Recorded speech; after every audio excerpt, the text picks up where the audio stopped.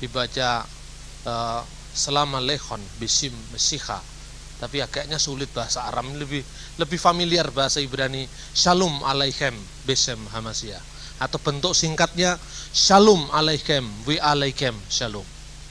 Nah ini maknanya. Jadi kita berharap FPI Shalom Aleichem ini bukan menjadi FPI yang brutal dan berdarah-darah, tapi FPI yang membawa damai sejahtera untuk sesama manusia. Amin, saudara-saudara. Nah, pada saat ini kita akan membahas satu tema yang sebetulnya cukup fundamental di kalangan Kristiani, yaitu judulnya dengan pertanyaan ego eimi, apakah Yesus pernah mengaku diri sebagai Allah? Kalau dalam Alkitab Yesus mengatakan saya adalah Tuhan, saya adalah guru dan Tuhan, memang banyak sekali. Tapi kata langsung Yesus mengatakan saya adalah Allah memang tidak ada dalam Alkitab. Nah ini yang kemudian beberapa saat lalu, mungkin 1 bulan lalu atau 1,5 bulan yang lalu, tabloid Gloria, grupnya Jawa Pos, yang baru tersandung kasus karikatur Nabi Muhammad, sebelum itu, 2 edisi sebelum itu memuat sebuah artikel yang ditulis oleh seorang yang mengaku diri sebagai kristolog dari Madura, dan dia adalah seorang muslim.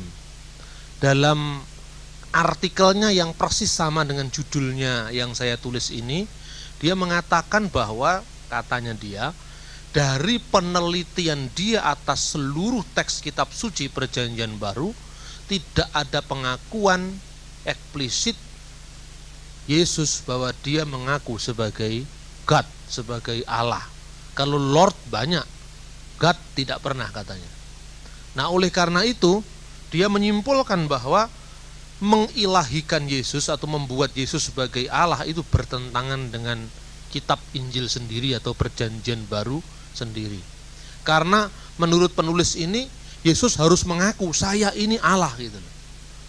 Nah, lalu orang bertanya, loh bukankah Yohanes 1 ayat 1 jelas mengatakan Yesus itu firman Allah dan firman Allah itu adalah Allah. Pada mulanya adalah firman dan firman itu bersama-sama dengan Allah dan firman itu adalah Allah. Ya, iya, memang betul. Tapi itu kan tulisan Yohanes, ucapan Yesus langsung katanya.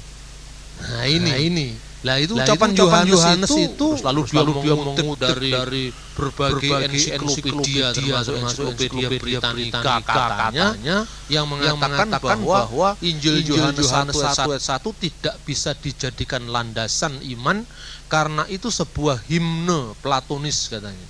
Sebuah pujian yang berasal dari filsafat Platonisme, dan filsafat Platonisme adalah filsafat pagan tentang logos, dan logos itu diambil dari filsafat Yunani kafir. Dengan demikian kekristenan itu terjangkit atau teracuni filsafat Helenisme kafir Yunani. Itu pandangan kristolog dalam tanda kutip tadi. Saya katakan harus tanda kutip karena kristolog sebetulnya tololog gitu. Nah saudara-saudara, kita akan melihat pengakuan Alkitab sendiri bagaimana, tapi tentu kita akan melihat dari konteks Yahudi. Orang Yahudi itu tidak boleh mengucapkan nama ilahi langsung. Anda melihat mulai dari Alkitab sendiri sampai kepada penemuan-penemuan sejarah seperti Laut Mati, The Dead Sea Scroll. Itu kalau dikatakan Tuhan akan berdiam pada Sang Mesias selama-lamanya, tidak digunakan kata-kata Yahweh atau kata Elohim langsung, tapi Semayim, surga akan berdiam kepadanya selama-lamanya. Misalnya Semayim Yisaken, Tuhan akan berdiam kepadanya Amo selama-lamanya. Nah ini teks-teks ini menunjukkan bahwa sebetulnya orang Yahudi sendiri mengucapkan nama Allah secara langsung itu memang larangan. Maka tatkala kita membaca tentang anak yang hilang, maka seorang anak yang hilang itu mengatakan, ya Bapa, saya sudah berdosa kepada surga. Kenapa tidak berdosa kepada Tuhan, tapi berdosa pada surga? Karena menyebut nama Tuhan langsung, itu bagi orang Yahudi, kebudayaan zaman itu dianggap tidak layak. Jadi jangan mengharapkan kalau Yesus mengatakan, saya adalah Allah, itu juga bertentangan dengan kebudayaan Yahudi pada saat itu. Tetapi kita akan melihat dari teks-teks kitab suci perjanjian baru ini lebih jelas lagi. Selain itu, Kristolog ini juga mengatakan, Kristolog dalam tanda kutip ini juga mengatakan bahwa orang-orang Kristen selama ini mengutip ayat Alkitab secara salah untuk mendukung keilahian Yesus. Antara lain Yohanes pasal 10 ayat 30. Yohanes pasal 10 ayat 38. Semua ayat sudah saya masukkan supaya Anda tidak repot membuka kitab suci. Aku dan Bapa adalah satu. Ayat 38, percayalah akan pekerjaan-pekerjaan itu supaya kamu boleh mengetahui bahwa Bapa di dalam aku dan aku di dalam Bapa. Lah, katanya orang Kristen kalau Yesus mengatakan saya dan Bapa adalah satu, berarti Yesus satu dengan Sang Bapa, berarti inilah doktrin keilahian Yesus, karena satunya Yesus dengan Allah adalah satu dalam ketritunggalan bersama dengan Roh Kudus. Kalau dua ayat ini dipakai, kata dia, bagaimana dengan Yohanes pasal 17 ayat 21?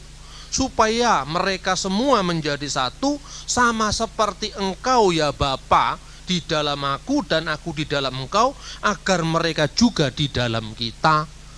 Loh, berarti kan kesatuan Yesus dengan Bapa itu sama dengan kesatuan umat Kristen semuanya dengan Yesus, Yesus dengan Bapa. Berarti tidak hanya ada Tritunggal, tapi ada tak terhingga yang tunggal. Ya kan? Kalau jumlahnya umat Kristen di dunia ini 1 miliar, ya berarti 1 miliar tunggal. Apa begitu katanya? Lah ini, tentu sah-sah saja orang mengkritik kita seperti itu. Tapi orang Kristen itu kalau dikritik ya tentu kritik menjadi berkat, karena kita diajak untuk semakin menggumuli kebenaran kitab suci. Jadi dikritik jangan marah. Saya membaca salah satu tanggapan di majalah Gloria itu lucu sekali. Dikatakan bahwa ini penulis artikel ini sebetulnya berbicara hanya dengan kedagingan, tidak berbicara dengan roh. Lagi lo karepe wong Kristen. Gitu? Yesus misalnya Evata, bukalah artinya. Itu orang. Tetapi dia berbicara sebagai sang hiklakum khobala an yuladu Ibrahim an Yunani, untuk apa itu katanya. Lah ini yang kritik ini sebetulnya tidak tahu yang diucapkan. Kalau dia ngomong selama ini di gereja ya memang harus gitu. Walaupun di gereja itu walaupun tidak tahu yang asli, yang penting ngerti kan gitu kan maknanya. Tapi kalau Anda masuk pesantren, baca Injil dalam bahasa Indonesia tidak tahu aslinya ya diolok-olok. Itulah Injil aslinya sudah tidak ada. Ini tanya Pak Pendeta Edi ini yang sering hubungan dengan pesantren. Dan bagaimana tanggapan orang-orang Islam tatkala saya misalnya berbicara di hadapan mereka dan saya mengucapkan teks bahasa asli Alkitab. Kadang-kadang memang saya nakal, saya pancing-pancing supaya mereka kroso sendiri. Misalnya saya mengucapkan terlalu banyak salam dalam setiap agama, saya bilang gitu. Sebetulnya ini kan trik-trik saya untuk menguasai massa. Ini ada teorinya itu. Kalau kita mengucapkan salam di Islam ada Assalamualaikum, di Kristen dan Yahudi ada Shalom Aleichem, di Hindu ada Om Swastiastu, di Buddha ada Sadhu, Sadhu, Sadhu, di kebatinan ada Rahayu, di Konghucu ada Sancai. Terlalu panjang waktunya. Karena itu izinkanlah saya untuk menyampaikan pakai salam perjuangan kita, merdeka. Nah ini, gitu. Terus katanya Pak Dawam Raharjo, ini aslinya Bambang Nurseno ini yaitu merdeka itu katanya. Ya terserah Pak Dawam mengatakan apa, tapi maunya apa. Ketika saya setelah ngomong itu, ada seorang penanya di Paramadina.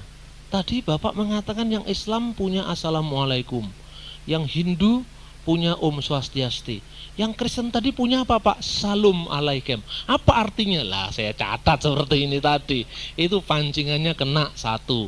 Kalau gitu kita mirip ya Pak? Ya mirip. Wong namanya kita ini keturunan Abraham kok bahasanya aneh sama sekali gitu. Nah, itu ada dialog yang sederhana, paling sederhana. Lah ini pendeta yang kritik saya itu enggak paham itu. Justru ini adalah banyak sekali pancingan-pancingan, memangnya ikan harus dipancing, yang membuat orang audien itu berpikir gitu loh saudara-saudara. Nah, bahasa Aram itu bahasa apa? Bahasanya Yesus. Ini ada CD judulnya Islam Meluruskan Kristen. Dr. Sanihu Munir dialog dengan teman saya juga namanya Martin Sinaga dari STT Jakarta. Wah, itu dihajar betul itu dua pembicara Kristen itu. Pendeta Himawan dengan pendeta Martin Sinaga dihajar betul di kaset CD itu. Apa itu bahasa Aram itu katanya? Tidak ada itu Injil bahasa asli Aram itu tidak ada katanya. Dengan yakinnya ngomong gitu. Lah wong ini wong sarjana doktornya doktor ilmu komunikasi, tidak pernah belajar bahasa, tidak pernah belajar kebudayaan Timur Tengah, begitu yakinnya. Tapi si Kristen ini kurang yakin masalahnya. Ini masalahnya. Si Pak Pendeta dua ini kurang yakin, makanya jadi bahan pelecehan. Padahal saya katakan, Pak Sanihu Munir ini di Surabaya aja pernah KU dengan Mas Heni. Bener ini, Mas Heni datang sendiri ke masjid itu, diajak dialog itu. Sayangnya saya bilang, sayangnya kok ndak sampean dokumentasi. Lah wong dadak aku raruh lek dikeruyuk wong akeh katanya. Itu hanya dengan forum-forum kita itu, kalau katanya orang Jawa, yang model-model kayak gini segojangan ini saudara-saudara. Makanan sehari-hari. Lah tapi kenapa saya katakan perlunya kita memahami bahasa Aram? Ya ndak usah paham sampai summa cum laude lah, ndak usah.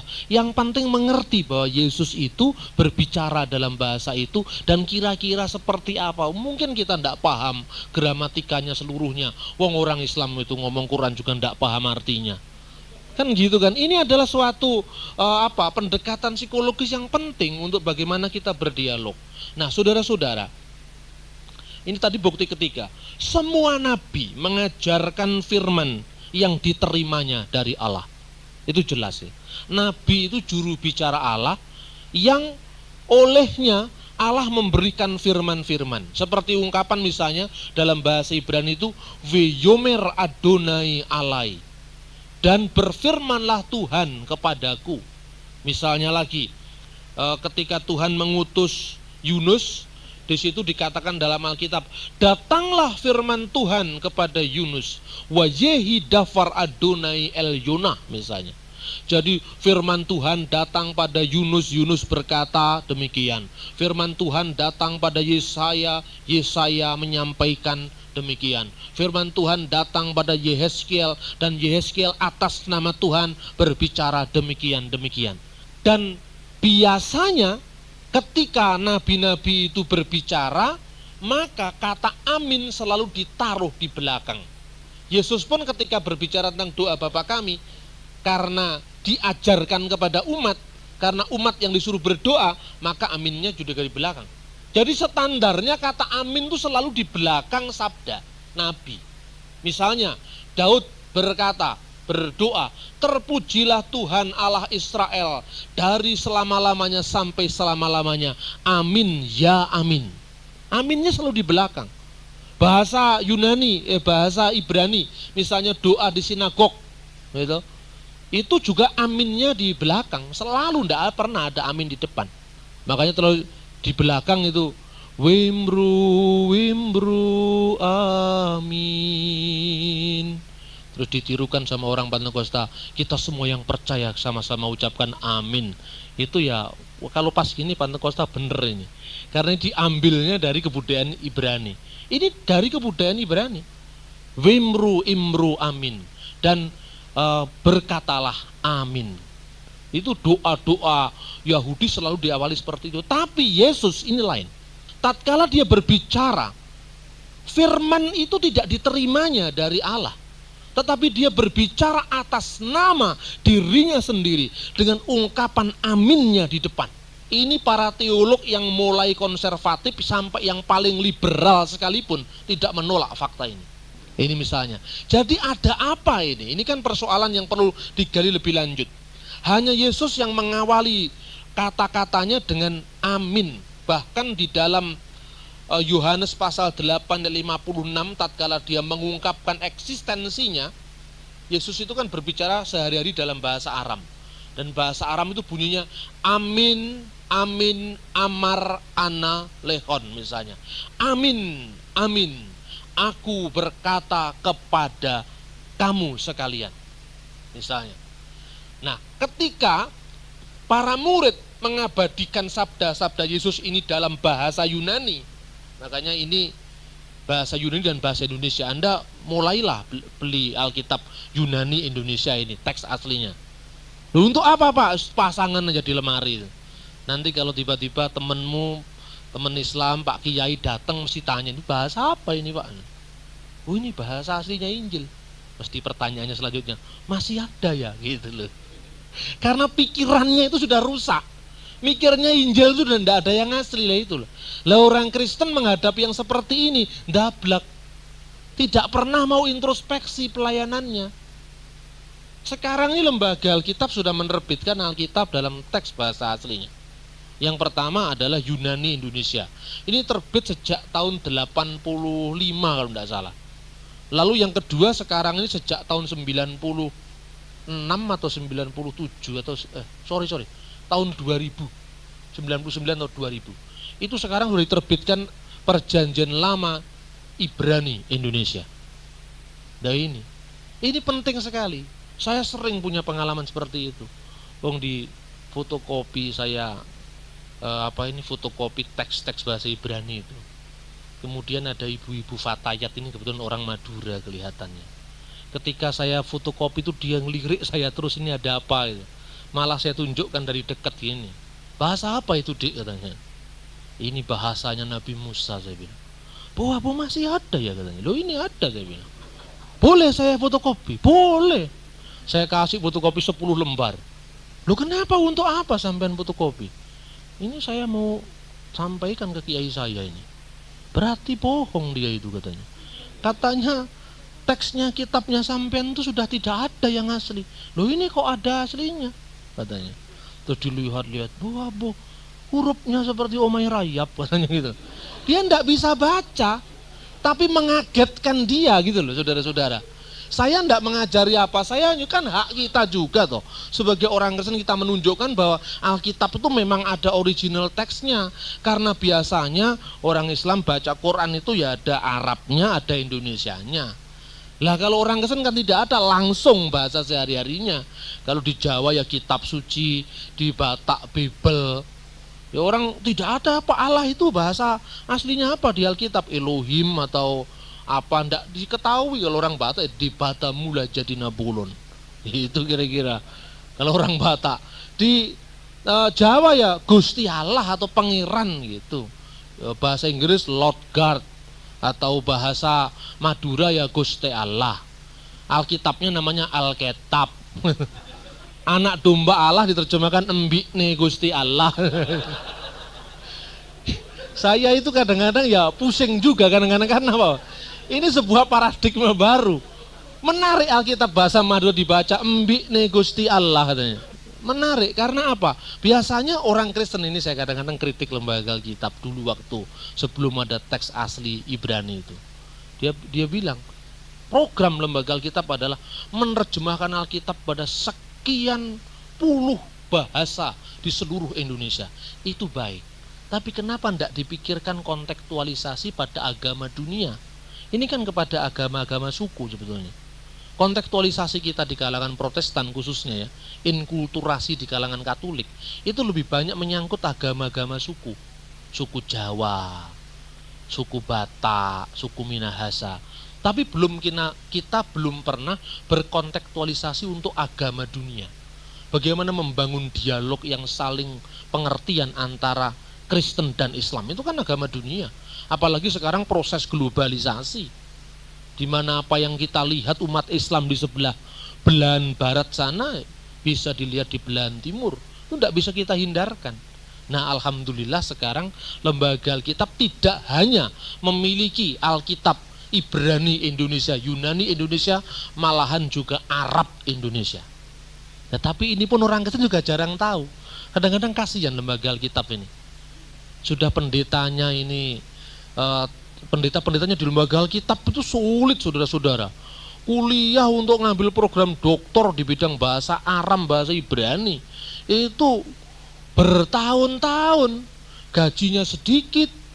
Pendeta yang hanya khotbah Alkitab bahasa Indonesia, perpuluhannya banyak.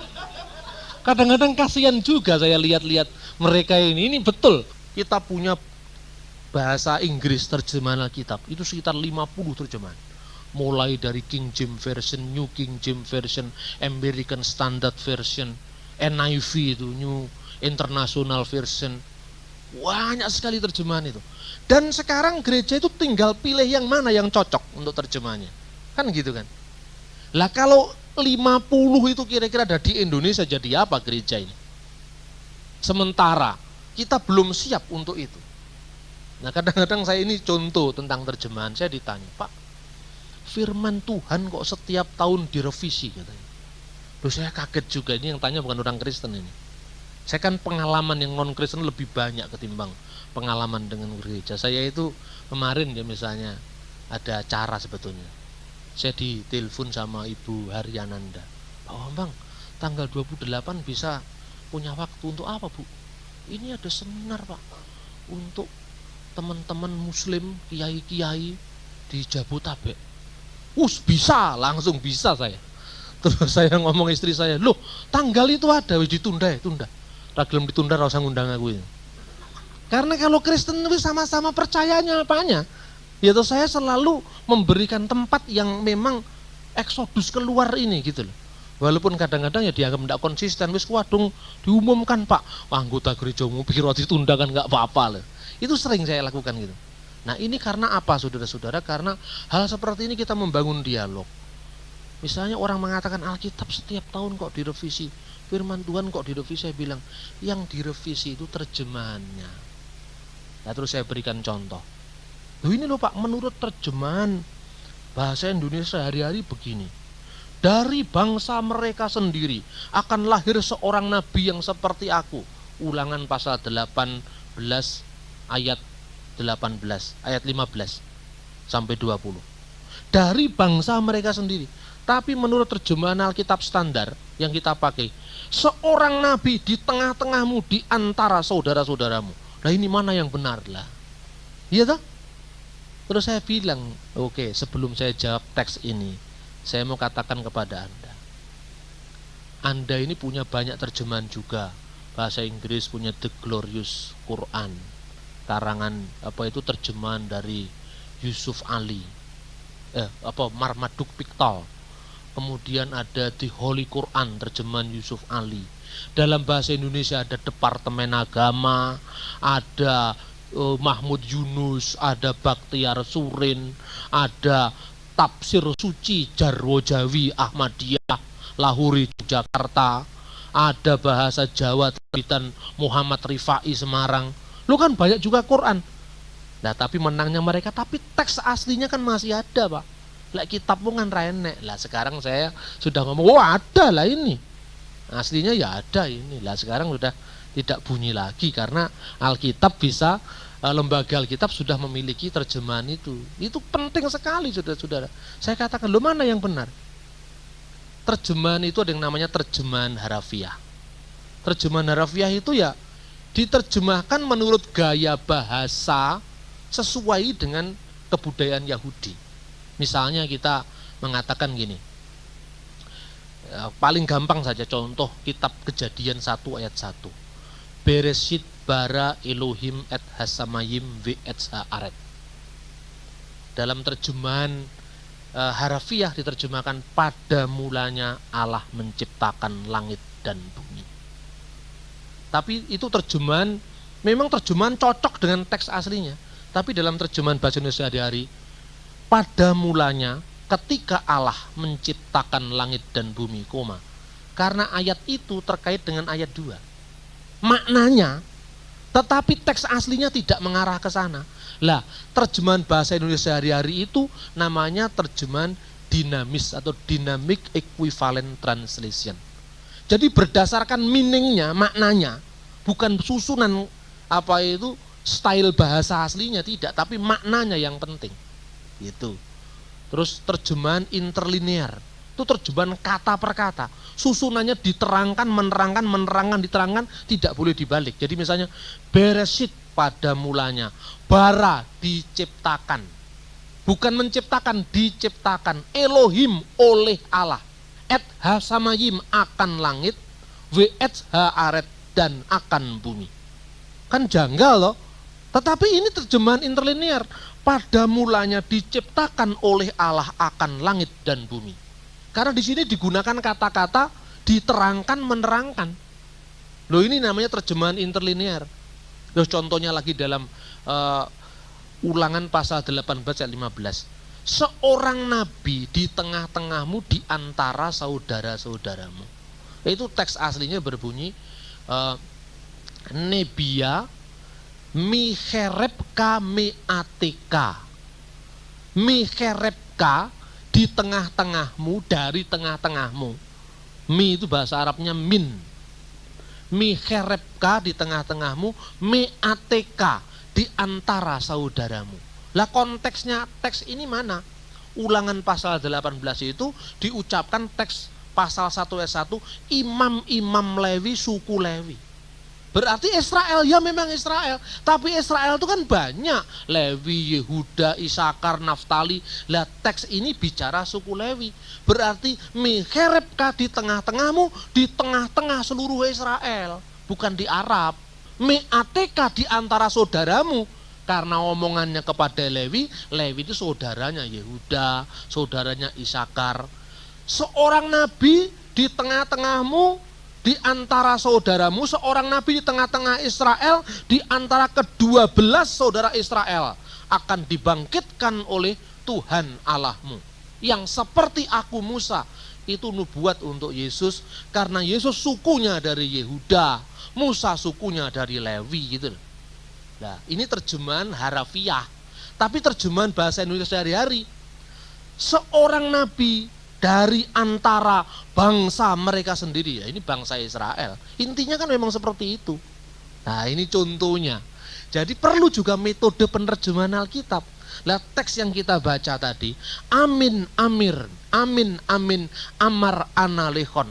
Ini idiom khusus Yesus. Dan di dalam bahasa Indonesia diterjemahkan sesungguhnya aku berkata kepadamu. Jadi amin baik satu kali maupun dua kali diterjemahkan dalam bahasa Indonesia sesungguhnya aku berkata kepadamu. Karena dalam bahasa Indonesia tidak lazim mengulang kata sesungguhnya dua kali. Mestinya kata itu diterjemahkan sesungguhnya, ya sesungguhnya aku berkata kepadamu. Saking pentingnya kata-kata itu. Yesus mau menunjukkan bahwa apa yang kufirmankan ini adalah dari diriku sendiri. Bukan seperti nabi-nabi lain yang difirmankan dari diri Allah. Kenapa diriku sendiri? Karena aku adalah firman Allah yang hidup. Dan firman Allah itu adalah Allah. Itu maksudnya. Di dalam bahasa Indonesia tidak mengenal ungkapan yang memutlakkan. Gini tidak ada. Dalam bahasa Arab mengenal. Kata itu namanya maf'ulun mutlak dalam bahasa Arab. Itu kalau orang Arab mendengarkan teks Injil seperti itu, mereka sudah tahu. Itu artinya sangat pentingnya firman itu.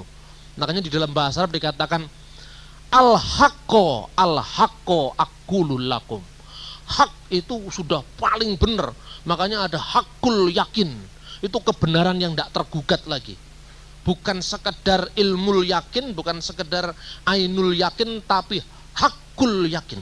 Yesus selalu berkata dengan amin di depan, diterjemahkan dalam bahasa Arab al-haqqo aqulul lakum.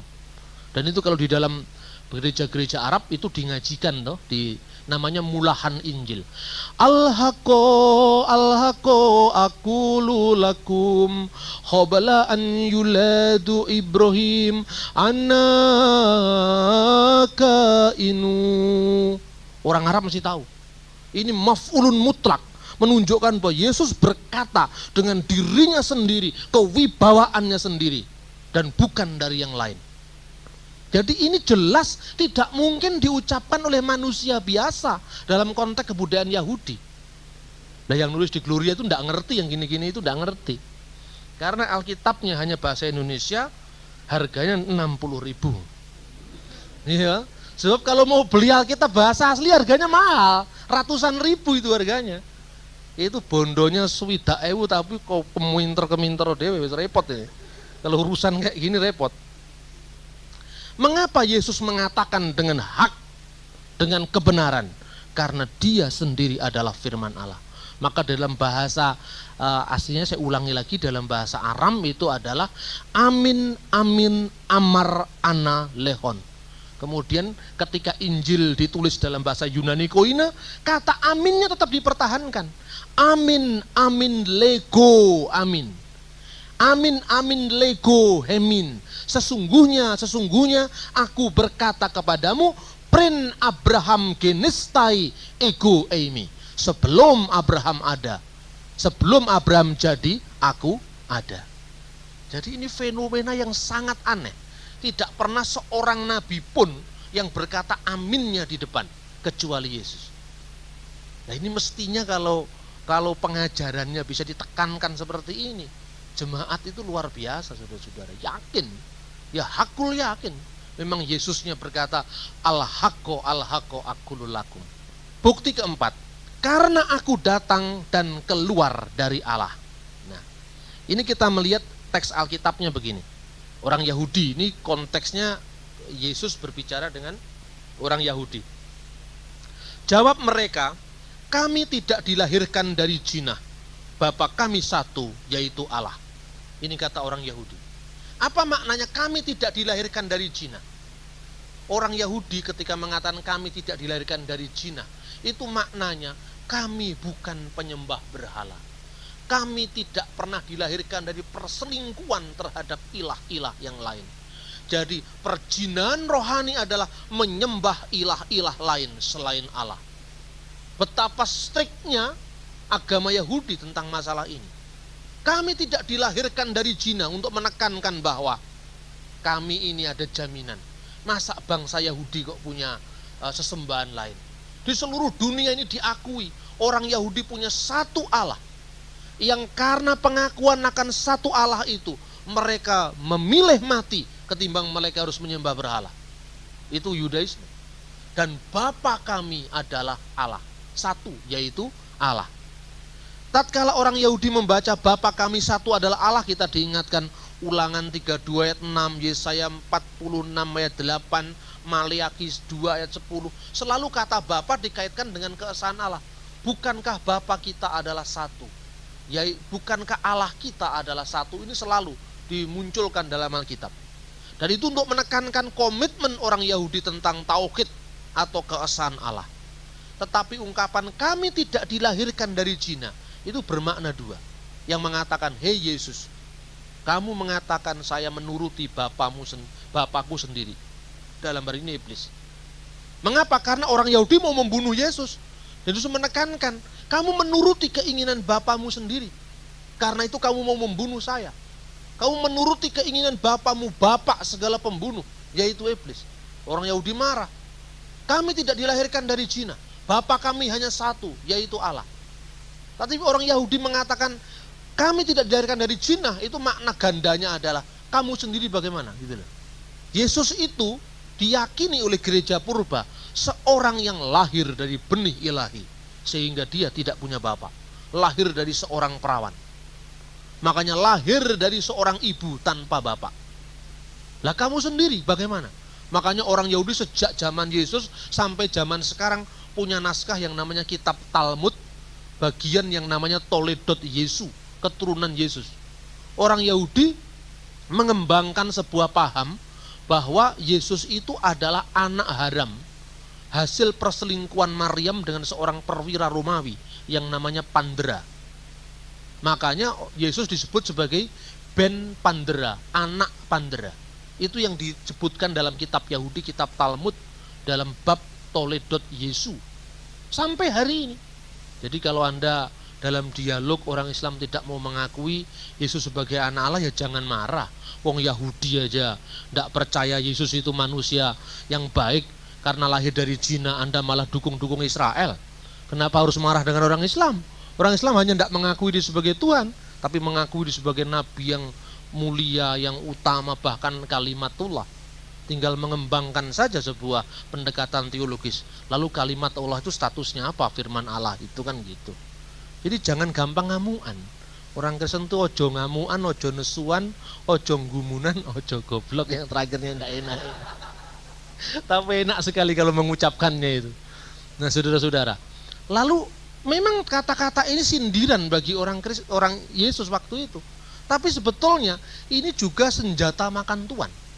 Karena apa? Kata pandera itu sebenarnya perusakan, permainan nakal dari tangannya orang Yahudi yang jahil. Justru menunjukkan memang Yesus itu dilahirkan dari seorang perawan. Karena kata pandera itu pelecehan dari kata atau pelesetan dari kata parthenos. Parthenos itu artinya perawan. Di Injil Matius pasal 1 ayat 23, seorang anak dara akan melahirkan. Dan anak itu dinamakan Immanuel, yang artinya Allah beserta kita, itu parthenos. Nah, kata parthenos itu diplesetkan sama orang Yahudi dengan pandera. Dan orang Yahudi itu memang sering melesetkan seperti itu. Contohnya yang lain misalnya, bahasa Yunani untuk Injil itu adalah evangelion. Ini sama orang Yahudi diplesetkan menjadi awen gilaion. Apa artinya awen gilaion? Awen gilaion artinya dosa orang-orang pinggir. Plesetan-plesetan semacam ini sering menjadi kecenderungan orang-orang Yahudi dari dulu sampai sekarang. Awen gilaion, dosa orang-orang pinggiran. Apa yang disebut orang pinggiran? Geografis Israel itu Yerusalem, Tiberias, Nazaret, Bethlehem. Pusat keyahudian itu Yerusalem. Bahasa Ibraninya namanya Ibrani Misnaik. Jadi kalau bicara Ibraninya fasih, itu mesti Yerusalem. Sekolah Yahudi ada di Tiberias, di Tabaria. Bahasa Arabnya Tabaria, bahasa Ibraninya Tabaria, bahasa Yunaninya Tiberias. Tapi kalau orang itu asalnya dari mana? Galilea. Aduh, Galilea pinggir, desit gitu kira-kira, desol. Omongannya itu kelihatan, ini dialeknya orang Galilea. Kayak misalnya dibandingkan dengan dialeknya orang Tionghoa Totok yang tidak fasih bicara, itulah dialeknya orang Galilea.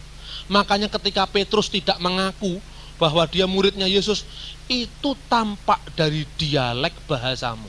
Orang pinggir, yaitu orang Galilea. Ketika mereka Nathanael mendengar bahwa Mesias lahir dari Galilea, apakah ada yang baik muncul dari Galilea? Jadi orang Yahudi itu menyindir, apa itu evangelion, awen gilaion, orang pinggiran orang Galilea, tukang berbuat dosa.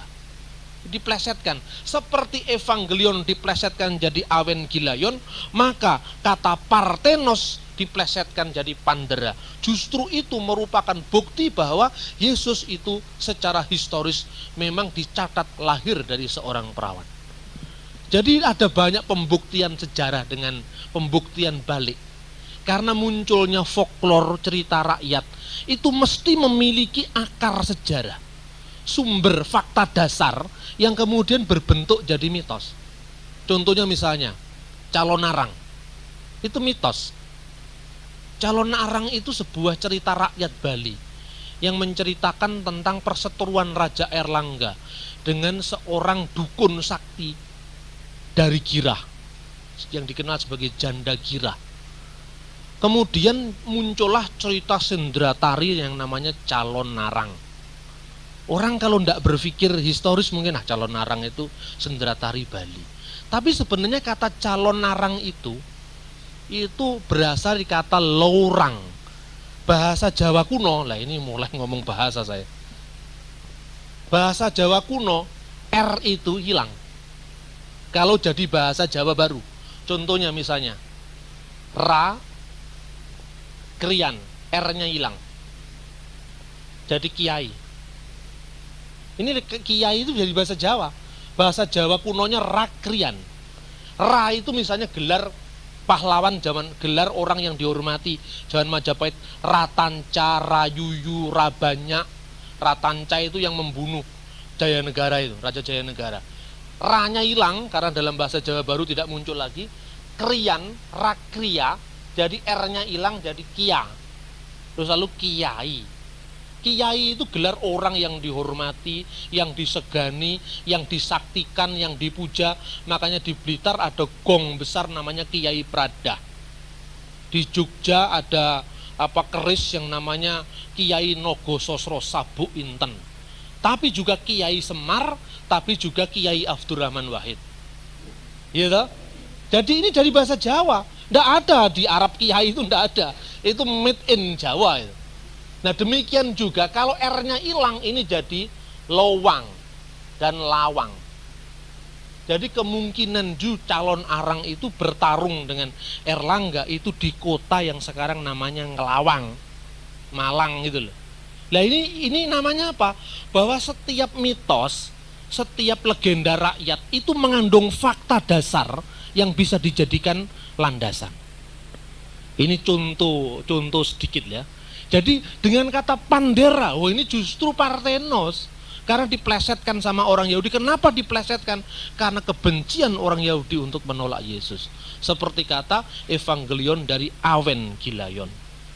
Saudara-saudara yang terkasih, oleh karena itu tatkala Yesus mengatakan bahwa kamu sendiri adalah lahir dari zina, kira-kira seperti itu. Yesus ayat 42 pasal yang sama, dia langsung mengatakan, jikalau Allah adalah Bapamu, kamu akan mengasihi aku sebab aku datang dan keluar dari Allah. Aku datang dan keluar dari Allah. Dalam bahasa aslinya ego gar ektoteu excelton. Jelas-jelas menunjuk kepada asal usul ilahi Yesus. Karena kata keluar itu menunjukkan satu yang metafisik. Allah itu roh. Yang keluar dari Allah yang adalah roh, roh juga. Matahari, yang keluar dari matahari, matahari juga. Tidak mungkin matahari mengeluarkan sinar lampu sentir.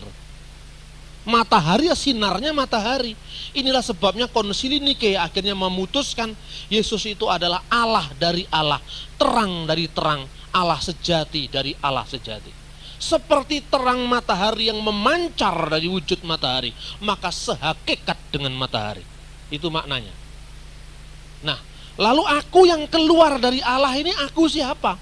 Bukan aku Yesus dalam fisik manusia. Sebab aku Yesus sebagai fisik manusia keluarnya dari perutnya Ibunda Maryam. Maka Yesus disebut buah rahim Maryam. Disebut Ibnu Maryam, anaknya Maryam. Itu fisik darah dagingnya.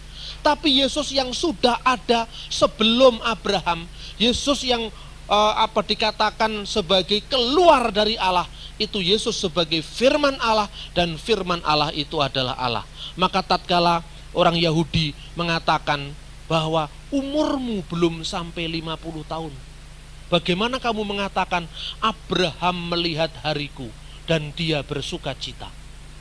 Apa maknanya Abraham melihat hari-hariku? Bagi orang Yahudi sangat tahu bahwa Abraham itu menjadi bapak orang beriman. Afhama aminim bahasa Ibrani, Abul Mukminin bahasa Arab, bapak orang-orang beriman. Melalui engkau semua bangsa akan diberkati, firman Tuhan kepada Abraham.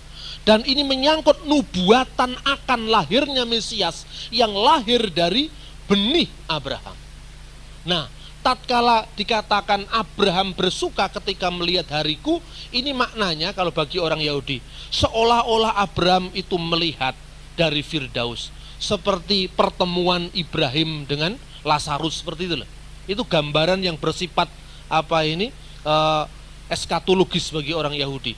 Dan Abraham melihat dan mengatakan, terima kasih Tuhan, janjimu kepadaku dulu bahwa melalui engkau seluruh bangsa akan diberkati, sekarang sudah digenapi. Saya melihat keturunanku secara daging, yaitu Yesus sudah hadir di sana. Itu maknanya. Tapi orang Yahudi tidak bisa paham. Orang Yahudi mengatakan, umurmu belum sampai 50 tahun. Bagaimana kamu mengatakan hal itu? Yesus mengatakan, sesungguhnya aku berkata kepadamu, dengan penekanan tadi. Dengan penekanan amin, amin, amar ana lekon. Amin, amin, lego hemin. Prin Abraham genestai ego eimi. Sebelum Abraham menjadi, aku ada. Bukan sekedar amin di depan, dengan penekanan sebelum Abraham jadi, aku sudah ada. Tapi kata yang diterjemahkan ego eimi, ini luar biasa. Kata ego eimi, ego eimi, ini mengingatkan pada kata-kata Ibrani dari Keluaran pasal 3 ayat 14 dalam terjemahan Septuaginta. Septuaginta adalah Alkitab terjemahan bahasa Yunani yang dibuat sebelum masa Kristus. Nah, Septuaginta ini menerjemahkan kata Allah dalam kata sabda Allah di dalam Keluaran 3 ayat 14, Ehyeh Asher Ehyeh. Aku ada yang aku ada, atau aku adalah aku. Ini terjemahkan dengan ego eimi hoon. Aku inilah sang maha ada. Nah, ini penting sekali. Aku inilah sang maha ada. Jadi Tuhan itu bukan sekedar ada seperti adanya manusia. Setelah Koid mati, habis riwayatnya. Tuhan dulu ada, sekarang ada, dan seterusnya akan ada. Maka di dalam 3 aspek waktu inilah menunjukkan kekekalan Allah. Ego eimi hoon, aku inilah sang maha ada, maknanya Ehyeh Asher Ehyeh. Dan ini firman siapa? Firman Yahweh sendiri dalam Keluaran pasal 3:14. Jadi Yesus mengatakan, Prin Abraham genestai ego eimi, itu ungkapan sabda Allah ditempatkan dalam dirinya. Karena Yesus sendiri adalah pengejawantan dari firman yang menjadi daging.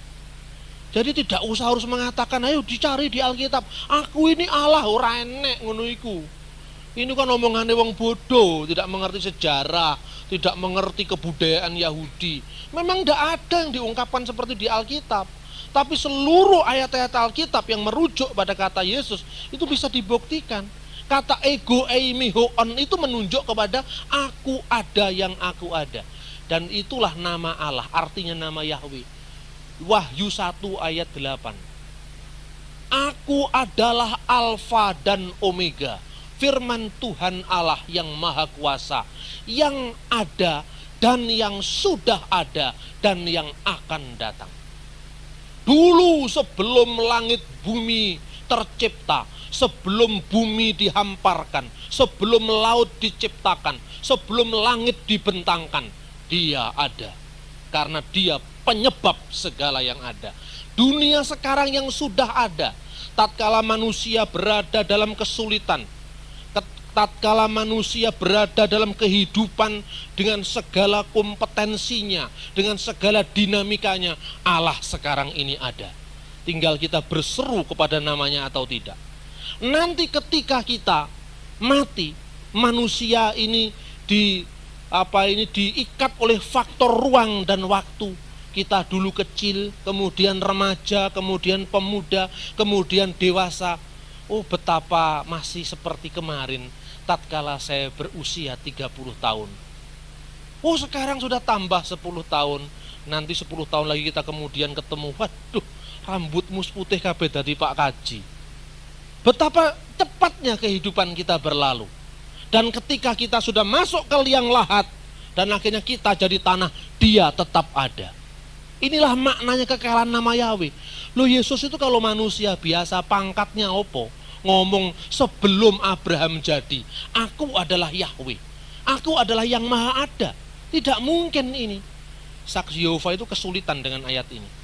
Saya membaca ayat-ayat yang penting dalam Alkitab. Lalu dia mengatakan, ada penafsir yang mengatakan kata ego eimi dalam Yohanes pasal 8:56 ini menunjuk kepada nama Yehova. Tidak demikian. Ini penafsiran yang terlalu jauh, kata saksi Yehova. Karena kata aku ada ini hanya menunjuk bahwa Yesus sudah berpraada sebelum Ibrahim. Terbukti karena orang Yahudi mengatakan umurmu belum 50 tahun loh. Membangun argumen kok malah melok Yahudi sih nggak percaya. Loh, ini kan justru senjata makan Tuhan. Orang Yahudi itu salah paham ketika Yesus mengatakan Abraham bersuka melihat hariku ini menunjukkan dimensi kekekalan. Orang Yahudi salah paham dan dia mengatakan, loh kamu itu siapa kok mengatakan sebelum Abraham ada, Abraham melihat harimu, umurmu belum 50 tahun. Loh, justru kesalahpahaman Yahudi ini dipakai argumen saksi Yehova. Makanya saksi Yehova itu secara logika agak tidak waras. Dan ini perlu diluruskan. Lah cara meluruskan apabila kita memahami perspektif teologis, historis, semuanya lengkap dengan yang dikatakan dalam Alkitab. Dengan demikian, maka jelas bahwa klaim Yesus bahwa dia sendiri sebagai firman Allah dan firman Allah itu kekal bersama Allah terjawab sudah. Terima kasih. Saya serahkan lagi sama Bang Franky. Sangat sempurna penjelasan Pak Bambang. Cuman sedikit saya agak ini yang perlu saya tanyakan kepada Pak Bambang berkaitan dengan Kejadian pasal 1 ayat 26, di mana seringkali kita menjadikan itu sebagai kita kutip sebagai pernyataan sebagai orang Kristen Allah Tritunggal yang menyatakan marilah kita yang jadi kita itu termasuk sebagai, diterjemahkan sebagai Allah Tritunggal. Artinya bahwa Yesus sudah ada di sana.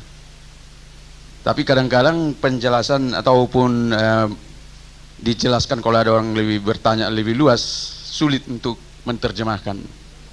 Nah kemudian dari penjelasan Pak Bambang tadi saya sedikit agak bingung sedikit. Bingungnya di dalam hikmat yang tadi Pak Bambang jelaskan akhirnya jadi sama dengan firman. Tapi seringkali hikmat yang di dalam Alkitab seringkali itu berupa semacam kemampuan di luar daripada kemampuan manusia. Tapi tadi penjelasan Pak Bambang diidentikan sama dengan firman, sama dengan Yesus Kristus. Karena kadang-kadang dalam khususnya di dalam Amsal Sulaiman ya Pak ya. Apakah ada perbedaannya itu Pak? Kemudian penjelasan dalam Kejadian pasal 1 ayat 26 yang mengatakan kita tadi, apakah penjelasan itu bisa kita seperti penjelasan dari Bapak tadi, kita bisa memahami itu Pak. Terima kasih. Thank you. Langsung Pak. Oke, terima kasih. Yang diutamakan pertanyaan langsung, yang tertulis nanti. Kejadian pasal 1 ayat 26 dan 27. Baiklah kita ciptakan manusia menurut gambar dan rupa kita. Memang oleh para pujangga gereja itu kemudian dijadikan bukti tentang Tritunggal. Menurut saya bisa saja tafsiran alegoris ini diterima, tapi bukti ini kurang kuat. Karena apa? Orang Yahudi pun memahami itu. Jadi kalau menurut saya pembuktiannya bukan letter luck harus mengacu pada itu. Kata kita itu maknanya apa? Sebab di dalam bahasa-bahasa Semitis itu ada bentuk jamak yang namanya jamak keagungan. Itulah yang disebut sebagai pluralis maestatikus. Jamak keagungan ini mengungkapkan kebesaran Allah. Jadi keakuan Tuhan itu melebihi dari keakuan personal manusia gitu loh, maknanya itu. Orang Yahudi bisa mengakui kalau itu ada jamak keagungan. Tapi bagi orang Yahudi, jamak keagungan itu tidak bisa dijadikan langsung bukti Tritunggal, itu tidak bisa. Nah, memang bisa saja itu mengandung bukti, tetapi bukan satu-satunya bukti. Jadi kira-kira seperti ini kalau pandangan saya. Kita, kenapa digunakan kata kita? Karena dalam kesatuan Allah itu bukan kesatuan yang bersifat bendawi, bukan kesatuan yang bersifat matematis, bukan kesatuan yang bersifat bilangan gitu. Sehingga tatkala Tuhan mengatakan anahnu, kata kami itu dalam bahasa Ibrani, dan itu seluruh bahasa Timur Tengah mengenal jamak keagungan itu dalam bahasa Arab misalnya nahnu. Jadi Tuhan sering menggunakan kata kolakna, kami ciptakan. Artinya bahwa dalam Islam sendiri dalam bahasa Arab ya diakui yang namanya jamak keagungan. Tuhan selalu mengatakan dengan kata ganti diri kami. Bukan pengertiannya itu Tuhan lebih banyak gitu, tapi itu menunjukkan jamak keagungan. Kalau dibandingkan dalam bahasa Indonesia itu dia mengenal jamak kerendahan hati, hormat kami misalnya. Kami berpikir padahal orangnya satu-satu juga. Ini jamak kerendahan hati. Dalam bahasa Ibrani tidak mengenal jamak untuk menunjukkan kerendahan hati, yang ada jamak untuk menunjukkan keagungan. Memang Pak Stephen Tong menjadikan ini sebagai bukti itu Tritunggal. Kalau saya bisa diterima tapi belum kuat. Karena tatkala kita bicara sama orang Yahudi, bagaimana kita memahami apa itu keesaan Allah tapi bukan satu seperti satunya batu. Itu mesti dilacak jauh dari siapa Mesias itu. Misalnya, kenapa Mesias diidentikan dengan Memra? Memra itu dalam kitab Targum artinya Sang Firman. Kenapa Mesias disamakan dengan Sang Firman? Padahal Sang Firman itu kekal bersama Allah. Lah ini baru bukti yang tidak bisa terbantah lagi. Karena di situ kata-kata sabda itu sudah ada sebelum segala sesuatu. Bahkan tatkala kita berbicara dengan kitab Taurat pun selalu di sana dikatakan misalnya, tetapi mereka mendukakan Roh Kudusnya. Di Yesaya itu misalnya 63. Lalu Tuhan, bukankah aku adalah Bapa mereka? Ya, Bapa itu menunjukkan bahwa dia sebagai sang sumber. Tetapi aku mengutus firmanku. Nah ini seolah-olah menunjukkan ada kejamaan dalam diri Allah. Tapi itu tidak hanya dari kata kami tadi, tidak. Bisa kata itu dipakai untuk menunjukkan loh. Kenapa Tuhan memakai jamak keagungan? Karena satunya Tuhan tidak sama dengan satunya batu. Nah gitu loh. Jadi melebihi daripada kesatuan manusiawi. Karena itu Tuhan digunakan kata kita. Artinya menunjukkan bahwa dia itu memang aku, tapi keakuannya tidak seperti keakuan manusia yang serba terbatas gitu. Kalau dalam keakuan manusia yang terbatas secara psikologis, ya tidak mungkin manusia memiliki persona lebih dari satu. Tapi Tuhan bisa. Karena itu Tuhan bisa berdialog dengan dirinya sendiri. Tatkala Yesus, Tuhan berbicara dengan apa itu firmannya bicara dengan rohnya. Kalau manusia kan tidak mungkin. Saya hanya batin-batin. Ini misalnya jiwaku memuji Tuhan. Artinya kan aku memuji Tuhan, bukan jiwa itu lain lagi. Bagi manusia karena memang kesadaran itu hanya satu. Tapi siapa yang bisa membatasi kesadaran Tuhan lebih daripada satu? Tidak bisa gitu. Nah, satu contoh gini misalnya. Ada pujangga gereja Syria. Namanya adalah Theodor Abokuro. Dia mengatakan begini. Allah itu kasih. Di sini tidak sekedar dikatakan Allah Maha Pengasih, tapi Allah itu sendiri kasih. Dan Allah itu sudah kasih sebelum langit bumi ada. Manusia, makhluk hidup, hewan, kambing, terus kucing, ugat-ugat itu belum ada. Tuhan sudah ada. Dan kasihnya kekal. Lah tatkala belum ada yang dikasihi, kasih itu kan harus punya sasaran. Ini pujangga gereja yang mengatakan. Lalu, aku mengasihi. Siapa yang dikasih? Manusia ciptaannya belum ada kok, gitu. Nah, orang sufi Islam menjawab, oh dulu Tuhan itu sendiri, lalu merasa perlu ada sesuatu yang dikasih, maka aku inilah perbendaraan yang tersembunyi. Aku menciptakan dunia supaya mereka mengenal aku. Loh, kalau ini ditafsirkan harafiah, Tuhan menciptakan manusia itu karena Tuhan kesepian. Loh, kesepian itu kan tersiksa. Loh, kalau kita memang Tuhan itu kesepian, Tuhan kan nelongso. Loh, ini bukan sifat utama Tuhan. Jadi kalau Tuhan mengasihi, berarti ada yang mengasihi, sumber pengasih, ada yang dikasih, dan ada kasih yang disalurkan, kan begitu. Nah, maka pujangga gereja mengartikan, loh kalau gitu, ada dialog dengan kita, marilah kita. Itu tafsiran para pujangga gereja. Berarti ada keesaan Tuhan adalah keesaan yang tidak matematis, bukan keesaan yang kering, bukan keesaan satu batu, satu roti, tapi keesaan yang kaya, keesaan yang berdialog, keesaan yang ramai, bukan keesaan yang kesepian tadi. gara-gara Tuhan kesepian wis tak dadek nih menungso supaya iso tak ajak omong-omongan. Loh, Tuhan kan berarti nggak maha sempurna. Tapi tatkala dia mengatakan tuh Allah itu kasih, ada sasaran yang dikasih dan ada kasih yang disalurkan. Allah itulah sumber kasih, Sang Firman itu yang dikasih oleh Allah, Roh Kudus itulah kasih yang disalurkan. Ada hubungan Tritunggal dalam kasih itu sendiri. Ini pujangga gereja yang bicara. Jadi kalau saya ngomong di forum-forum kebatinan, wah ini pasti mereka senang sekali. Lho lek Gusti Allah iki moho murah lan asih. Mongko sadurunge jagat bawana ki ana, Gusti Allah ngasihi sapa?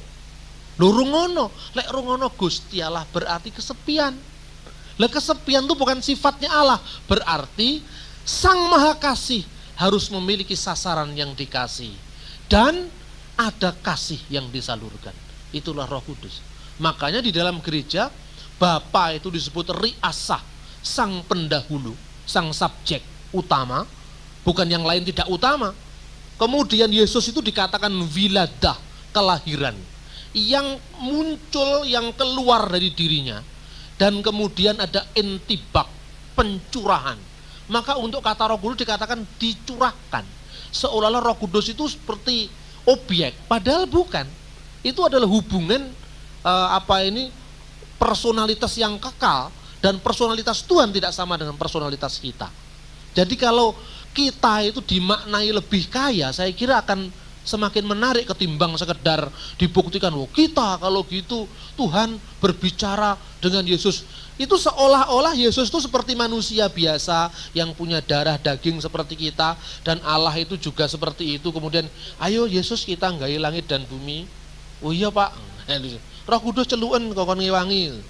Jadi kan sepertinya seperti hubungan kemanusiaan, padahal Tuhan tidak seperti itu. Lah ini seringkali lemahnya pemahaman Tritunggal kalau dipahami secara matematik. Nah kalau seperti ini misalnya, selamat pagi Bapa, selamat pagi Putra Yesus, selamat pagi Roh Kudus. Kalau ada tiga ya selamat paginya tiga. Lalu selamat pagi Bapa, ya selamat pagi. Selamat pagi Yesus, selamat pagi juga. Selamat pagi Roh Kudus, selamat pagi juga. Iki lek uang biasa, bukan itu yang dimaksudkan. Jadi dengan kata lain bisa dijadikan bukti, tapi sebatas bukti alegoris. Tidak bisa dijadikan sebagai bukti yang bersifat substansial, saya kira itu. Terus kemudian yang kedua tentang hikmat. Hikmat itu memiliki makna, memang artinya sebuah kearifan, sebuah wisdom, sebuah sifat yang memang terpancar dari diri orang atau subjek apapun juga, sebuah kebijaksanaan. Itu betul. Tapi hikmat yang bertitah, berpraada bersama Allah, itu menciptakan. Sehingga memang ini ada orang arif, ini ada orang arif, ini ada orang berhikmat, ini ada orang yang punya wisdom. Wisdom, hikmat, kearifan itu memancarnya dari mana? Dari sang sumber. Sang sumber itu siapa? Allah. Lah kan gitu. Loh, kalau kearifan dari kita ini terpancar dari Allah, berarti ada Dia yang maha bijaksana. Yang maha bijaksana itu sendiri memiliki sifat sang bijaksana. Allah sang bijaksana yang memiliki hikmat atau hokmah. Lah hokmah itu merupakan pancaran dari firman. Jadi tidak identik dalam pengertian firman itu sumbernya hikmat.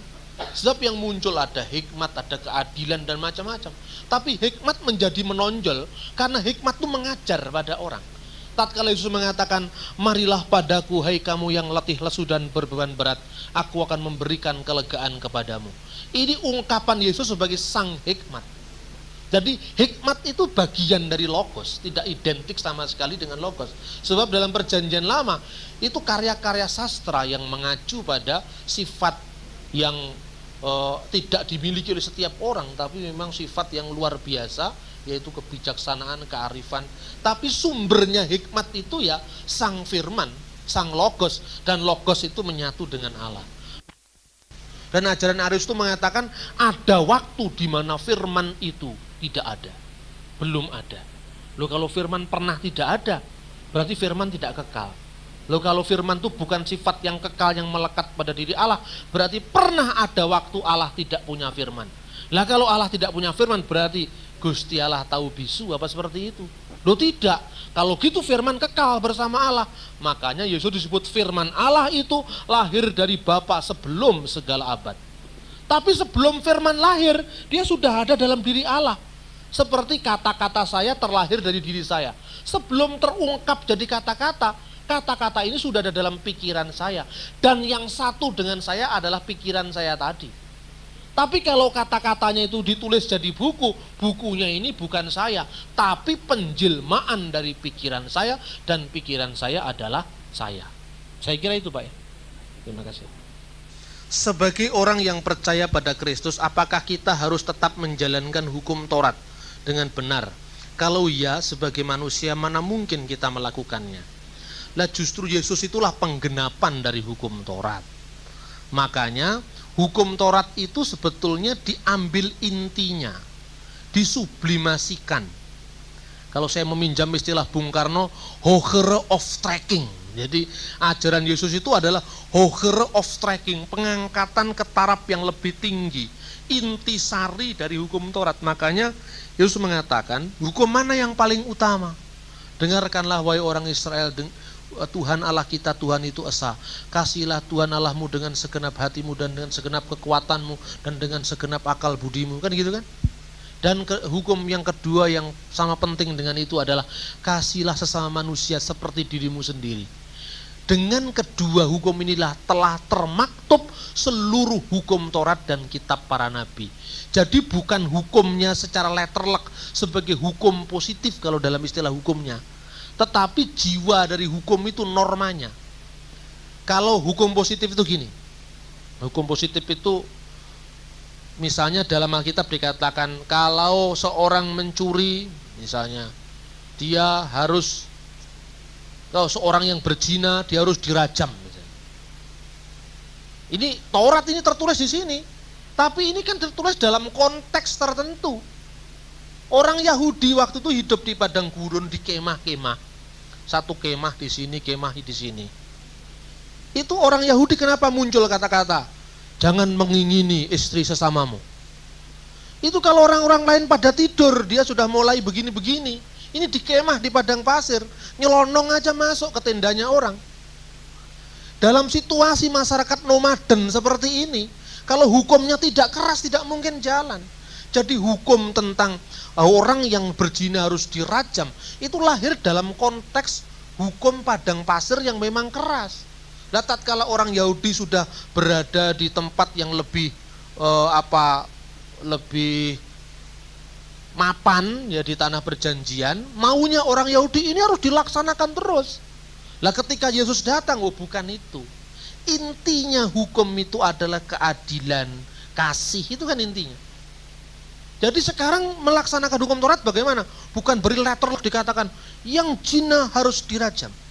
Tapi tanyalah, apa hakikat, apakah intisari dari hukum itu? Tatkala seorang perempuan ketangkap berbuat zina. Orang-orang Yahudi, imam-imamnya, udah lama pokoknya orang ini harus dirajam, dihukum mati. Terus kemudian Yesus mengatakan, ini orang ini ketangkap berbuat zina. Menurut hukum Taurat, orang harus dirajam sampai mati. Yesus diam. Dia mengatakan, menulis dalam tanah kan ditulis itu. Siapa yang kedapatan tidak pernah berbuat zina, silakan melempar batu pertama. Tidak ada yang berani. Kenapa tidak berani? Karena pikiran orang yang menuduh tadi juga ngeres. Iya enggak? Makanya sekarang diskusi tentang pornografi itu banyak yang terlibat. Ada yang terlibat karena tulus untuk mendefinisikan pornografi dan pornoaksi itu apa. Ada yang terlibat karena sebetulnya dia sendiri berada dalam roh itu.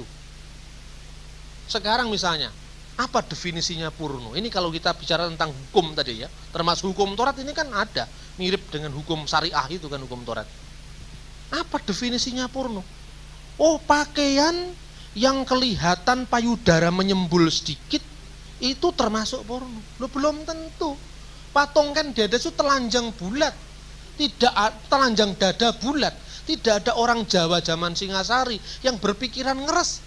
Justru karena orang Barat datang ke Bali, sekarang orang Bali pakai bra. Dulu orang Bali tidak pakai BH. Lo Anda lihat di Banjar, Kasiman, di beberapa tempat teman saya cerita, tahun 80-an Pak, di sini orang Bali mandi bareng laki-laki perempuan. Itu masih ada. Begitu zaman turisme, orang Barat memperkenalkan ini pakaian-pakaian itu, orang Bali sekarang malu untuk telanjang kelihatan payudaranya. Zaman dulu itu bukan ngeres. Nah teman saya orang Jawa dari Semarang, lalu loh, saya itu dulu masa muda saya kepingin lihat bagaimana orang Bali laki-laki perempuan mandi di tempat yang sama dan telanjang dua-duanya. Loh, terus Pak, saya lihat Pak, tapi aku nggak wani adus. Loh kenapa nggak wani adus? Iki ono gangguan nih, nyetrum saya. Loh, tapi bagi orang Balinya ndak nyetrum. Loh ini kan persoalan. Berarti parameternya yang terbuka itu apa? Porno itu apa dulu? Yang dirasakan orang Bali. Setiap hari mereka mandi bareng, ndak ada apa-apa, ndak ada perkosaan. Tapi bagi si Jawa ini budayanya lain. Ngeres dulu dia pikirnya. Wah kok tak ndelok ya apa ya wong mandi bareng lanang wedok. Dia turun, begitu wis aduh Pak katanya. Wis enggak wani aku. Apa? Terganggu ngalih dia. Pergi sendiri loh, itu kan tergantung parameternya apa sekarang. Lah, mungkin ahli Taurat itu juga seperti itu. Kalau hukum ditetapkan pada produknya, jadi hukum positifnya tidak mungkin itu dilaksanakan. Hukum Taurat tidak mungkin dilaksanakan, maka Yesus mengatakan di atas semua rincian hukum yang seperti itu, yang penting adalah kasih. Kalau orang mengasihi, tidak mungkin mikir ngeres pada orang lain. Tatkala dia mikir orang lain tuh ngeres, itu objek kita. Padahal di depan Allah kita sama-sama subjek, kan gitu. Bagi orang Bali, tatkala melihat patung Saraswati dengan payudara yang besar, itu adalah ibu kehidupan. Dan itu bukan pikiran pornonya orang Arab. Karena orang Arab itu tegangan tinggi. Dan ini tidak bisa dijadikan ukuran untuk budaya lain. Jadi orang Arab itu sedikit saja sudah tegangan. Lawang namanya semua dibungkus saja, perkosaan tingkatnya paling tinggi di Saudi Arabia. Apalagi dibuka, kan rusak itu. Jadi apa yang menjadi ukuran dari satu kebudayaan tidak bisa diterapkan pada kebudayaan lain gitu loh. Jadi nanti kalau undang-undang pornografi itu diresmikan, itu nanti orang pakai kemben yang tarian Jawa itu enggak boleh.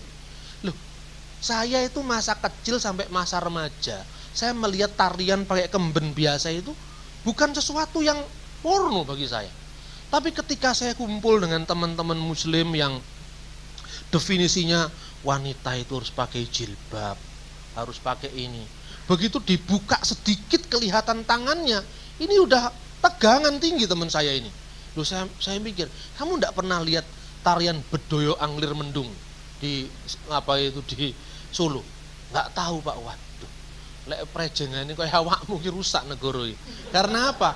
Awakmu tegangan tinggi, itu kan faktor macam, faktor makanan. Karena orang Arab makanannya kambing terus, kurang sayuran bisa juga. Tapi bagi orang ya minimal ya, orang Jawa atau orang Indonesia lah, itu kan lain parameternya. Jadi itu, maka Yesus tidak menekankan hukum dalam pengertian rincian barang siapa melihat dada perempuan dan enggak itu yang dilihat, atau barang siapa berzina harus dirajam sampai mati, tidak.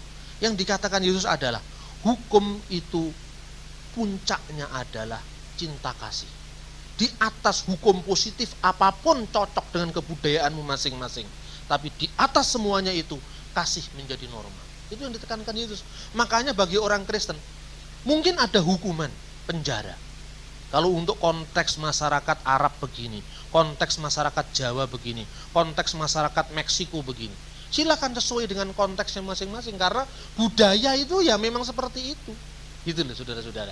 Jadi ini penting kita lihat. Jadi kalau dilihat secara hukum positif, tidak mungkin orang akan melaksanakan hukum Taurat. Karena itu problem besar. Tapi maka Yesus mengatakan bukan pada hukum positif, tapi pada norma dasarnya apa? Nah, di atas semua aturan-aturan yang detail itu, dapatkah cinta kasih kita angkat sebagai mahkota yang menjiwai, yang menjadi norma dasar dari semua aturan itu. Jadi apapun bentuknya, kalau itu tidak membawa manusia pada yang lebih baik, jangan dipakai. Menurut saya undang-undang pornografi tidak perlu ada. KUHP sudah cukup. Di KUHP sudah ada mempertontonkan dan sebagainya, itu sudah jelas ada pasalnya. Cuman persoalannya hanya polisi tidak tegas saja.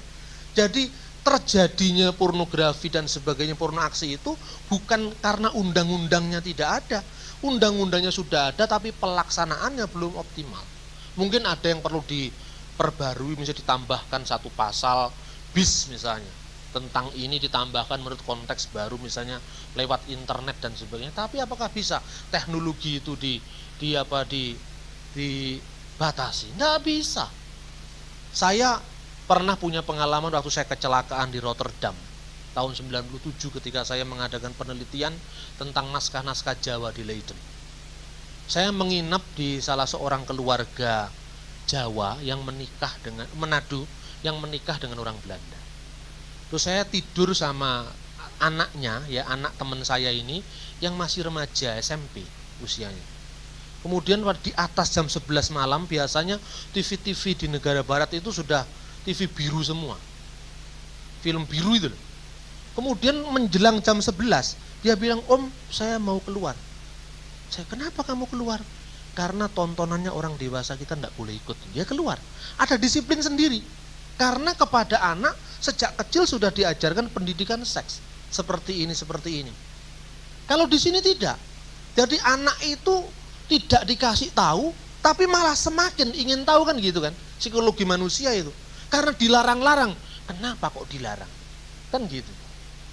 Makanya tatkala Gloria memuat gambarnya Nabi Muhammad itu, saya juga seneng karena apa? Katanya di Surabaya, Pak Sony bilang, itu majalah yang memuat gambar Nabi itu dibeli semua oleh Majelis Mujahidin. Bah, berarti kan baca tulisan saya, Allah tidak beranak dan tidak diperanakkan kan. Nah ini kan ada kejadian tapi menguntungkan, saya malah seneng. Karena dengan demikian, lah ini kamu yang GR terus nuduh katanya Tuhannya orang Kristen beranak, itu tak jawab sekarang. Orang yang mengatakan Tuhan beranak itu hanya orang primitif, tidak pernah ada itu. Ya itu saudara-saudara, jadi saya jelas bahwa tidak mungkin orang melaksanakan hukum dalam pengertian syariah yang dipaksakan. Tidak mungkin. Nah terbukti makanya di dalam Alkitab dikatakan, bagaimana mungkin kita memaksakan hukum ini kepada orang-orang non-Yahudi yang oleh nenek moyang kita sendiri tidak bisa ditanggungnya. Itu di Kisah Rasul pasal 15 ini. Jadi persoalannya hukum bukan dalam pengertian hukum positif, undang-undang, tetapi dalam pengertian norma-norma.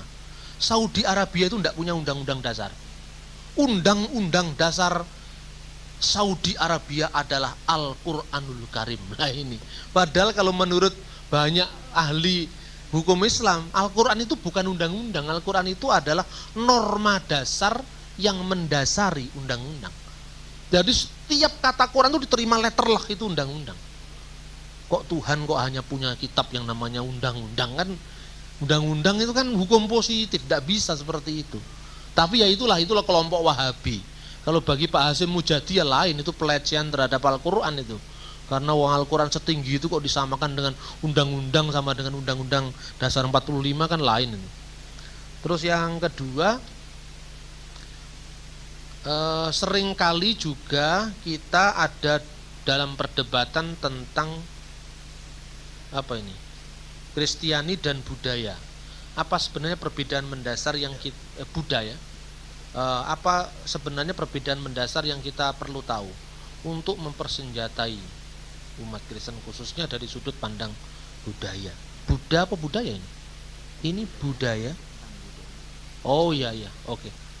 Begini, agama Buddha. Jadi saya jelaskan pokok dasarnya. Agama Buddha itu agama yang termasuk agama non-teisme. Theos itu artinya Allah ya. Teisme. Theos itu artinya Allah. Sorry, Allah. Isme ini paham. Jadi paham tentang Allah. Sebagai apa? Sebagai pribadi. Buddha ini non-teis. Bukan ateis, tapi non-teis. Jadi Tuhannya bukan dalam konsep pribadi. Ini bedanya. Apa yang disebut Tuhan dalam konsep pribadi? Bisa didekati dengan doa, bisa dimintai, bisa dimohoni gitu loh. Itu teisme. Jadi teisme itu menggambarkan Tuhan dalam sosok personal seperti pribadi. Sehingga kita menyebut dia Bapa, kasihanilah kami, kabulkanlah doa kami. Bagi orang Buddha, bukan itu yang penting. Maka ada cerita dalam pustaka suci Buddha Tipitaka, di mana ada seorang biku yang bertanya pada Sang Buddha, apakah kami ini akan memperoleh jaminan di kehidupan yang abadi, kehidupan yang akan datang? Apa jaminannya di kehidupan yang akan datang? Kira-kira seperti itu. Buddha hanya diam.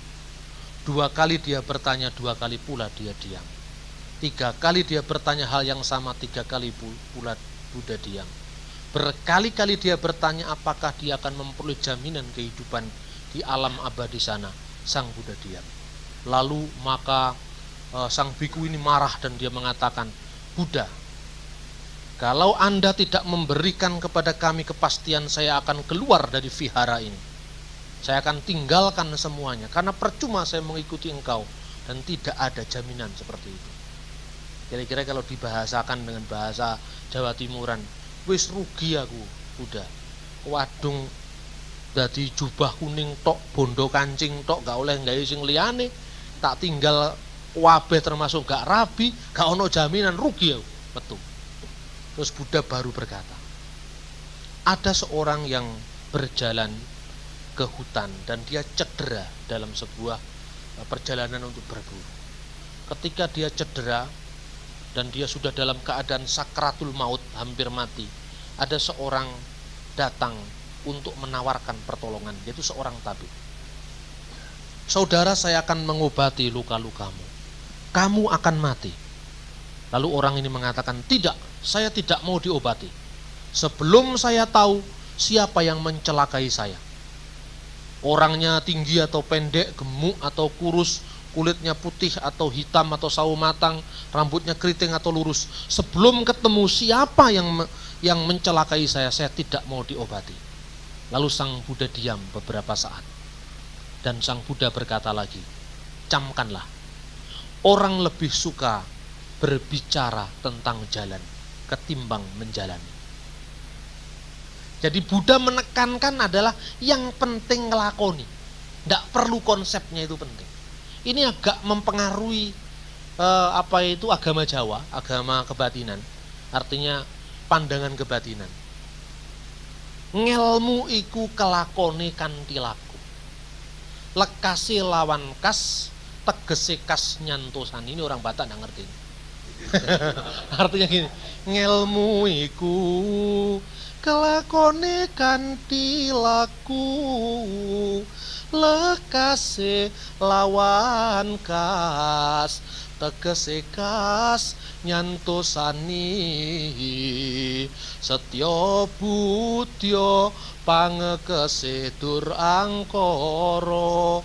Jadi kita memiliki niatan baik untuk menghabiskan, menghilangkan seluruh keangkara murkaan, itu awalnya dari ada niat untuk menjalankan.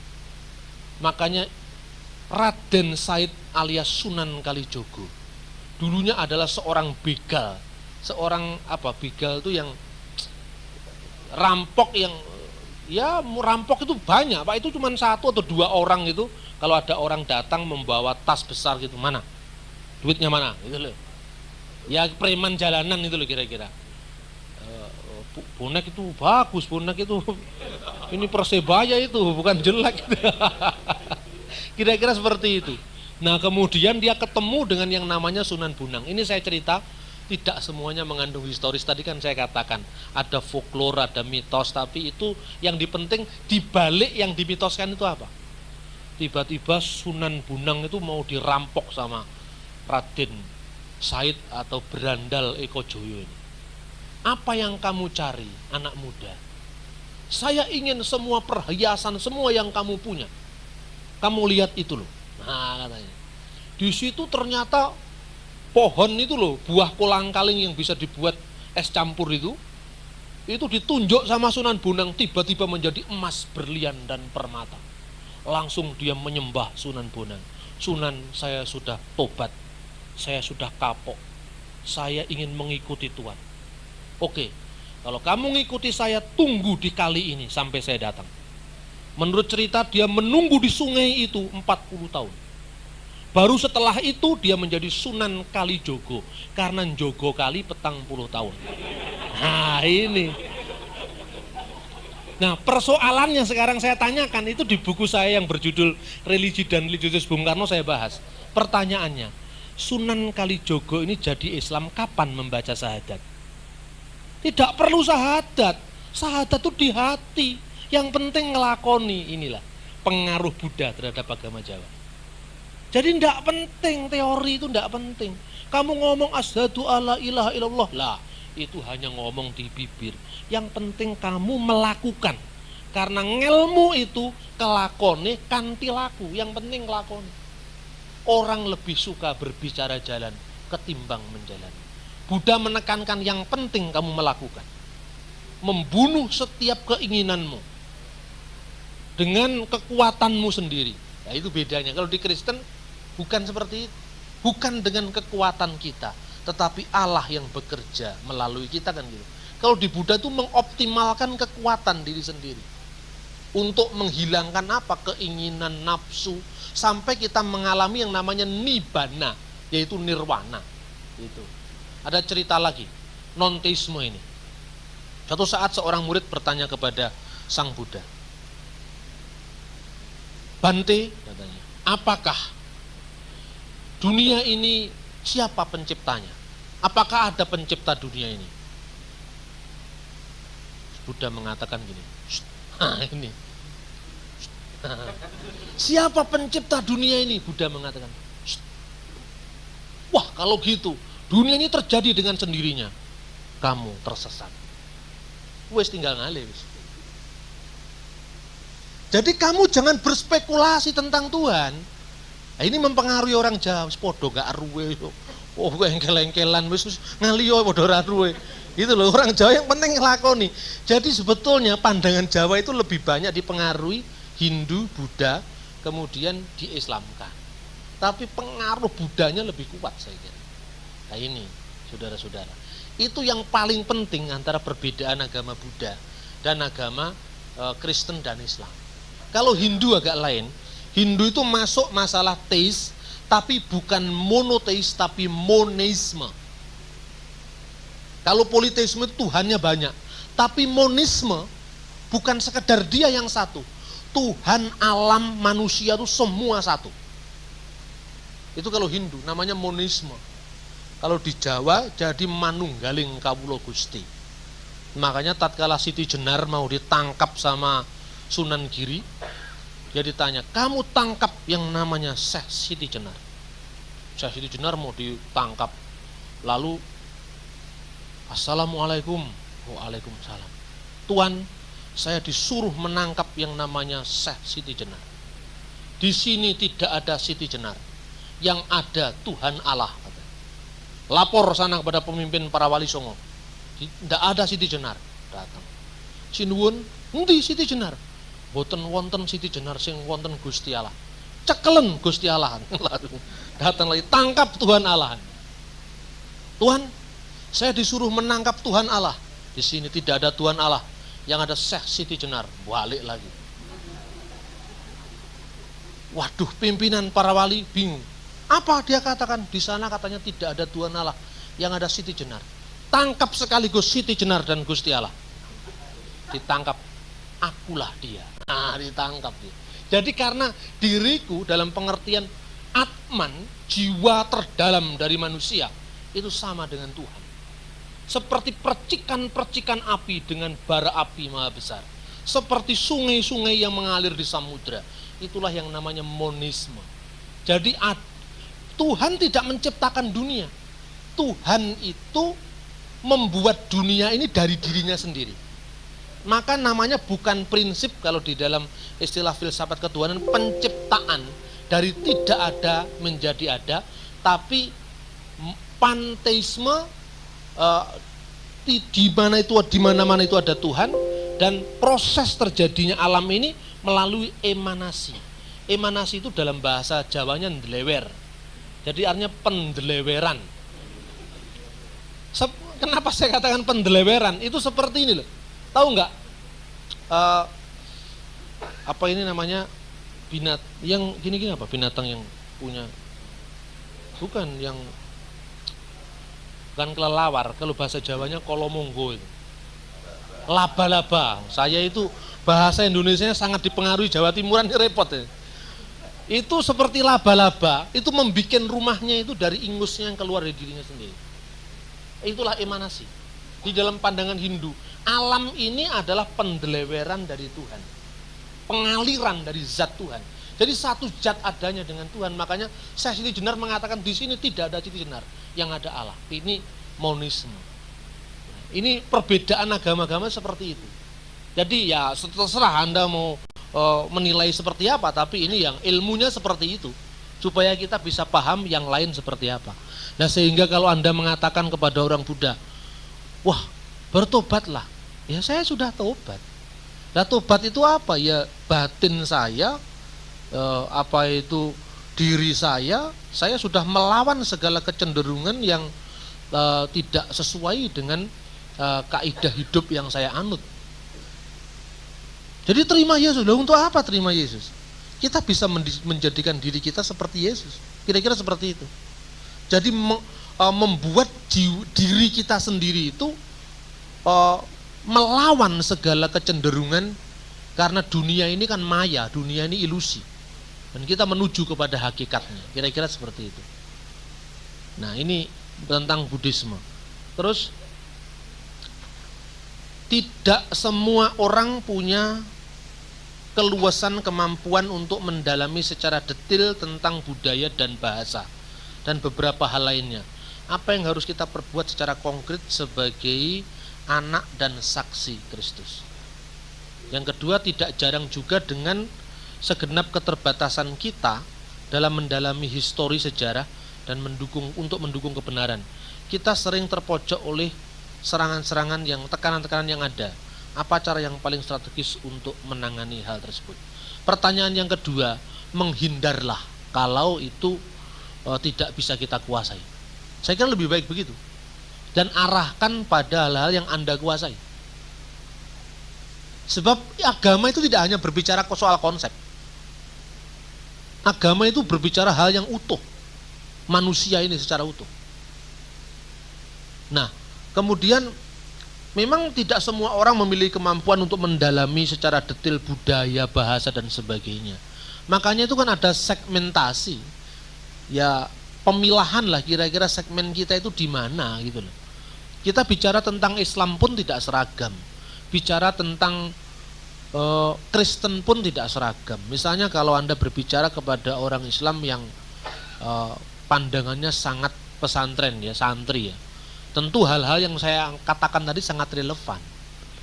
Tapi kalau saya ngomong begini kepada orang Jawa yang menganut pandangan abangan, ya tidak relevan. Sekalipun kita pinter, detail, ngerti sejarah, tidak ada gunanya. Karena apa? Kita ngomong hafal ayat Alkitab begini, bahasa Ibraninya ini, bahasa Yunaninya ini, Quran, bahasa Arabnya begini. Terus katanya orang Jawa yang abangan nih biasanya, Pak, iku kitab sing kok waca iku apa wis bener tenan nanya. Loh sudah, sing ngomongi bener iki sapa? Ya guru saya. Gurumu agamane apa? Kristen. Ya mesti wong Kristen ngomong agamane dhewe bener. Islam juga gitu. Wes kowe engko lek ora percaya karo Gusti Allah, ora dadi Islam, ora salat, kowe engko bakal digodhog nang neraka. Nanti kamu akan celaka. Kiamat nanti itu ketika malaikat meniup trompet, dunia ini akan hancur. Wis sing ngomongi sapa? Neng kitab Quran. Kitab Quran ini lek kitabmu, lek sing ra percaya lek duduk kitab. Lah ini ngomongnya piye? Terus lek menurut kamu apa kitabmu apa? Aku ra duwe kitab. Kitab saya adalah kitab basah, kitab teles. Ning atiku dhewe. Aku iso langsung takon Gusti Allah katanya. Nah, orang kayak gini apa gunanya bahasa Ibrani? Bahasa Arab. Eksegese ndak ada gunanya. Iya toh? Ayo sekarang orang kayak gini itu ya mogol, angel ini. Makanya Anda jangan minder Wardahait komplek gara-gara Anda tidak tahu sejarah. Masih banyak wilayah lain yang Anda bisa lakukan. Tapi kalau memang Anda memang berdialog untuk urusan misalnya perbandingan agama, ya penguasaan terhadap histori, bahasa memang sangat diperlukan gitu loh. Tapi dalam hal-hal yang praktis seperti ini tidak perlu. Terus saya tanya, lalu kitab apa yang tidak bisa bohong? Itulah sastro gumelar. Apa artinya sastro gumelar? Tulisan yang bergelar di jagat raya ini. Apa itu? Ya alam semesta. Alam tidak bisa bohong. Itulah kitab suci saya. Kenapa? Kalau hari panas, kabeh wong keringetan. Ora iso ngapusi. Iya toh? Kalau hari dingin semua kademen, enggak iso ngapusi. Alam tuh enggak bisa bohong. Tapi lek kitabmu bohong. Iki kitabe ning kene sing gawe malaikat Jibril. Kuwi lek jarimu. Wis ngomong apa sudah. Selesai, enggak ada dialog. Ya toh? Kalau yang ngadepi gini bagaimana? Lah enggak bisa kita. Makanya siapa yang kita hadapi? Orang-orang yang di desa itu. Orang saya itu mau berobat, Pak. Anak saya sakit. Terus gimana? Enggak punya duit. Mau ke dokter, wah enggak punya duit. Datang pendeta Pentakosta. Percaya sama Yesus? Percaya Pak, pokok anakku mari ditungak nih wis. Gitu? Gitu? Didoakan, sembuh betul jadi Kristen. Ini kebanyakan selama ini yang menjadi wilayah pelayanan Pentakosta. Jujur toh? Itu yang banyak dilakukan, tapi ingat, tidak semua orang percaya Yesus itu karena loro. Aku loro dua-dua yang dokternya apa? Tetapi lek momen baru dia mikir, kan gitu kan? Atau saya katakan, ada orang yang memang hidupnya ya tidak secara ekonomis dia bagus, latar belakang kehidupannya bagus. Tapi ada hal lain yang kosong dalam diri manusia. Kalau kamu sudah mencapai seluruhnya, apa yang kamu lakukan? Di sini gereja-gereja yang mengajarkan kalau dulu aku miskin, sekarang kaya, ya toh? Sekarang kan gitu. Yang lemah berkata ku kuat, yang miskin berkata ku kaya, laris di sini. Karena memang akeh wong melarat. Ya toh? Coba di Jepang, ndak laku ini. Teologi kemakmuran di Jepang ndak laku karena semua orang sudah makmur. Tapi apa yang dibutuhkan orang Jepang sekarang? Nah itu yang perlu dilihat. Hidup manusia sudah seperti mesin. Saya itu beberapa kali ke Jepang tatkala nulis buku Bung Karno. Budaya saya itu masih budaya budaya agraris yang masih Arab teknologi tapi belum berhasil. Indonesia tuh sampai di sini semuanya manual. Di sana saya lihat, wah, tidak ada mobil tua, tidak ada, semua mobilnya baru-baru, sebab mobil tua pajaknya lebih mahal, asuransinya lebih mahal. Ini karena negara maju. Ketika mau masuk stasiun kereta api, semuanya harus pakai duitnya masuk sendiri, kartisnya keluar sendiri. Ketika kita masuk, salah memasukkan, duit saya tidak balik, bingung. Ya toh? Itu kehidupan yang sudah seperti itu, dan saya gagap terus terang dengan teknologi itu. Waktu pertama-tama itu seperti orang bingung saya. Aku gak wani metu dewe aku. Saya di luar negeri banyak saya sendiri, tapi untuk di sini kok saya seperti manusia asing saya. Karena saya tidak menguasai semua itu. Lah orang-orang yang saya lihat begitu masuk di kereta api jalannya langsung naik ini, diam aja. Tidak ada keramahan, tidak ada basa-basi itu. Kelihatan orang Jepang ini. Kalau teknologi sudah di atas segala-galanya, diam sambil baca. Nanti turun lagi. Loh, kalau ini hidup ini kayak apa? Saya renungkan betul. Tapi satu hal yang perlu dipertanyakan, kenapa angka bunuh diri begitu tinggi? Nah ini penginjilan bisa masuk dari sana. makmur, disiplin luar biasa, tapi tingkat bunuh diri tinggi sekali. Hanya karena dipermalukan masalah kecil, bunuh diri. Hanya karena cintanya ditolak, bunuh diri. Harga dirinya begitu besar, ndak tahu diregani piro. Begitu gampangnya orang bunuh diri. Nah ini nggak bisa ditembus dengan teologi kemakmuran. Tapi jangan batasi Injil dengan hanya makmur. Injil bukan hanya itu isinya. Carilah dulu kerajaan Allah dan kesempurnaannya. Semuanya akan ditambahkan kepadamu. Jadi sebetulnya kemakmuran, kekayaan itu hanya bonus, bukan tujuan. Salah kalau orang menjadikan itu tujuan. Tatkala kita di gereja mencari kemakmuran, tidak usah ke gereja, pergi Gunung Kawi. Karena rohnya sama. Jadi kalau ukuran sukses ke gereja karena makmur, itu bukan sekedar gereja yang bisa beri. Gunung Kawi bisa beri. Om Lim kan bangun masjid Imam Sujono. Karena Om Lim doanya terkabul di sana. Om Lim cerita nono Yesus itu orang mempan. Lah mungkin ada hal-hal yang kosong yang dialami oleh Om Lim. Anda bisa masuk. Nah, sekarang saya cuman belum tanya ini. Penganjurnya teologi kemakmuran lek wong wis kabeh sugih. Sing didol apa maneh saya. Gitu kan kehabisan dagangan, temanya habis. Karena hidup itu kering kalau hanya makan, hanya minum. Coba tuh Anda lihat. Saya kemarin di Bali, pagi saya makan di satu restoran gitu ya. Kita bertiga ini sudah hampir 500 juta ini keluar. Terus saya waktu ke Tabanan, lewat di Tabanan ke Negara. Waduh, saya ini mau bicara jam 7 sore. Kemudian jam 6 itu perut saya lapar sekali, hujan-hujan. Pak, kemana kita? Waktu tinggal 30 menit, ojo mlebu ning restoran. Nggak cukup 30 menit. Kalau kita makan di mana? Makan di situ. Us kita makan di situ, makan tuh 3 orang, hanya 25.000. Saudara-saudara, nikmatnya luar biasa. Lebih nikmat dari yang 500.000 tadi. Ini berapa persen dari situ? Lalu ukuran kepuasan itu bukan karena merek, bukan karena banyaknya uang yang kita keluarkan. Sebab perutnya kita ketika masuknya sama. Ketika buang air besar, sama juga tidak berubah. Lalu apa yang kita cari sebetulnya di dunia ini? Ini yang perlu kita renungkan, karena itu tema-tema penginjilan jangan hanya dibatasi karena kaya, karena diberkati. Kalau diberkati lahir batin oke lah. Kalau hanya lahir, tidak mempan kalau ngomong ke Om Lim, saya kira itu. Yang lain ada lagi? Atau sudah? Tinggal yang panjang lebar ini. Oke, saya kira hanya beberapa teks yang mengapa manusia yang tercipta menurut Alkitab, Tuhan punya rencana sebelum dia dikandung oleh ibunya, terlahir tidak sempurna, cacat dari lahir. Agama Kristen mengatakan akulah jalan. Berarti bila ada yang lain tidak mengenal dia, tapi baik, apa itu masuk neraka? Nah, ini pertanyaan yang pertama ini tentang penciptaan manusia. Sebetulnya Alkitab itu mengatakan begini, yang namanya konsep dosa asal. Itu lain dengan yang sering diterjemahkan cara salah, dosa warisan. Dosa asal itu tidak sama. Kalau diterjemahkan dosa warisan saya kira kurang tepat, karena warisan itu konteksnya mewariskan sesuatu.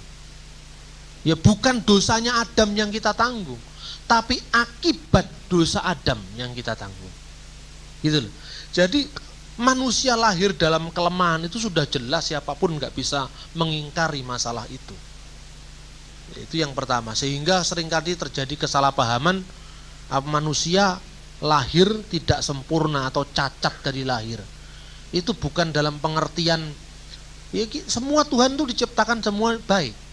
Tapi dalam perjalanannya sejak kejatuhan manusia dalam dosa ini, manusia berada di dalam sebuah iklim ya yang tidak seperti penciptaannya mula-mula. Dan itulah yang disebut perlunya penebusan atau pemulihan. Makanya kalau dalam gereja purba itu, manusia itu tujuannya mengikut Tuhan bukan sekedar selamat munggah swarga atau selamat dan naik surga, bukan itu, tapi memulihkan kondisi kodrati manusia yang sudah terjatuh dalam dosa asal tadi. Jadi manusia diciptakan menurut gambar dan rupa Allah. ketika kejatuhan dalam dosa, fitrah penciptaan manusia yang diciptakan menurut gambar dan rupa Allah tadi itu carut marut, tapi tidak rusak total. Buktinya manusia masih ingin mencari Allah. Manusia punya kesadaran tentang yang baik, tapi tidak mampu berbuat baik. Manusia punya kesadaran tentang keabadian, tapi manusia tidak bisa melawan kematian. Ayo, orang seperti Titik Puspa sekalipun, memang kulitnya bisa atau mungkin dengan obat atau mungkin dibalik kulitnya bisa, tapi tidak mungkin sekujur badannya juga bisa dibalik. Iya toh? Artinya manusia memang dirongrong oleh kodrat kemanusiaan yang lapuk, tidak bisa melawan kelapuan. Padahal manusia diciptakan untuk keabadian. Jadi kadang-kadang dalam konteks bicara dengan umat Islam, kalau dikatakan dosa warisan, nggak ada dosa warisan. Yang ada adalah akibat dosa yang diperbuat Adam. Mungkin lebih tepat diterjemahkan dosa asal. Loh kok bisa? Loh iya. Kalau seumpama Adam tidak berbuat dosa, kita kan tidak mengalami seperti ini. Anda mati ini kan akibat dosanya Adam. Lalu bagaimana? Kullu nafsin da'iqatul maut. Setiap yang bernafas akan merasai mati.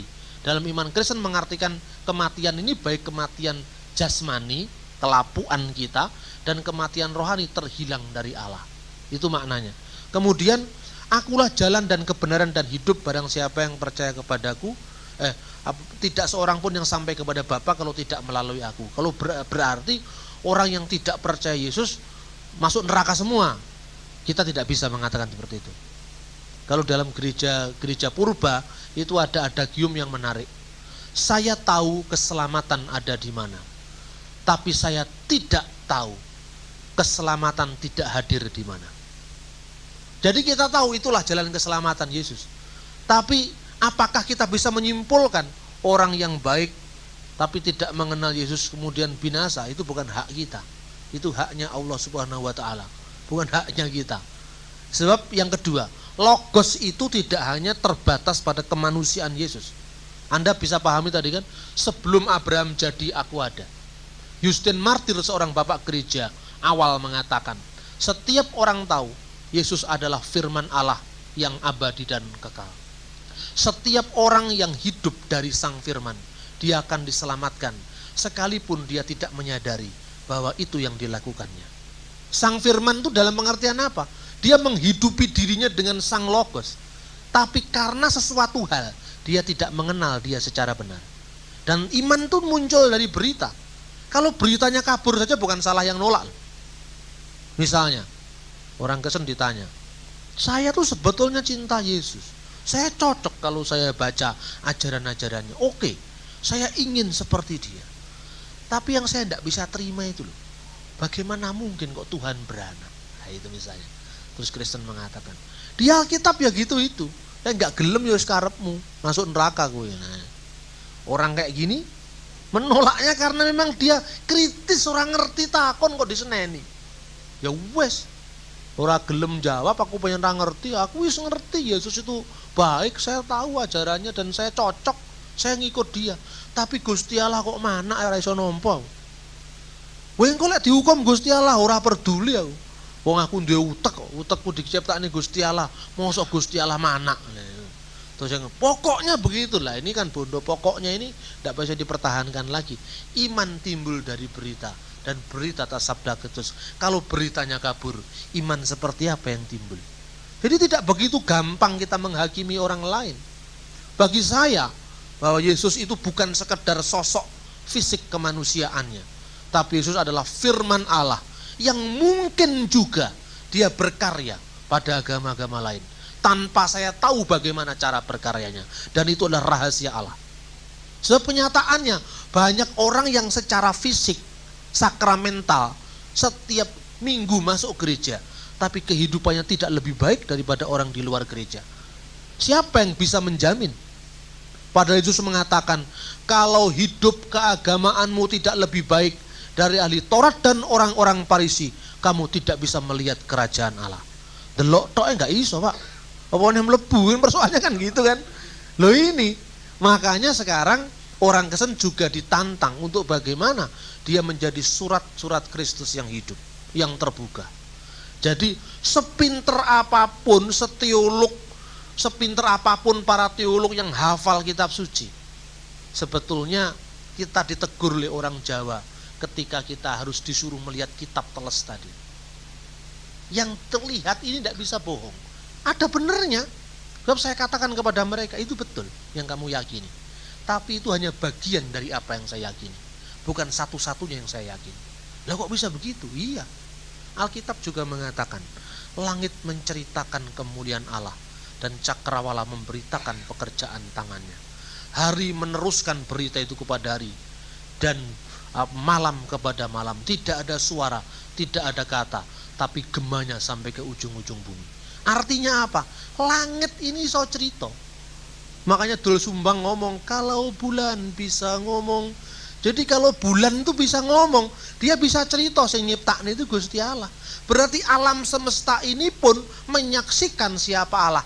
Yang disebut orang Jawa dengan sastra gumelar, kitab teles yang tidak bisa bohong tadi, sebenarnya yang di kalangan Kristen dinamakan general revelation, wahyu umum, wahyu lewat alam semesta ini.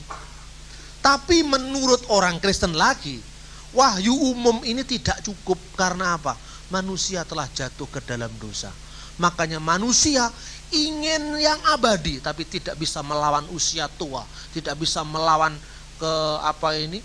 ketuaan, tidak bisa melawan kelapuan. Manusia ingin berbuat yang baik, tapi dia tidak mampu berbuat yang baik. Maka Tuhan memampukan kita.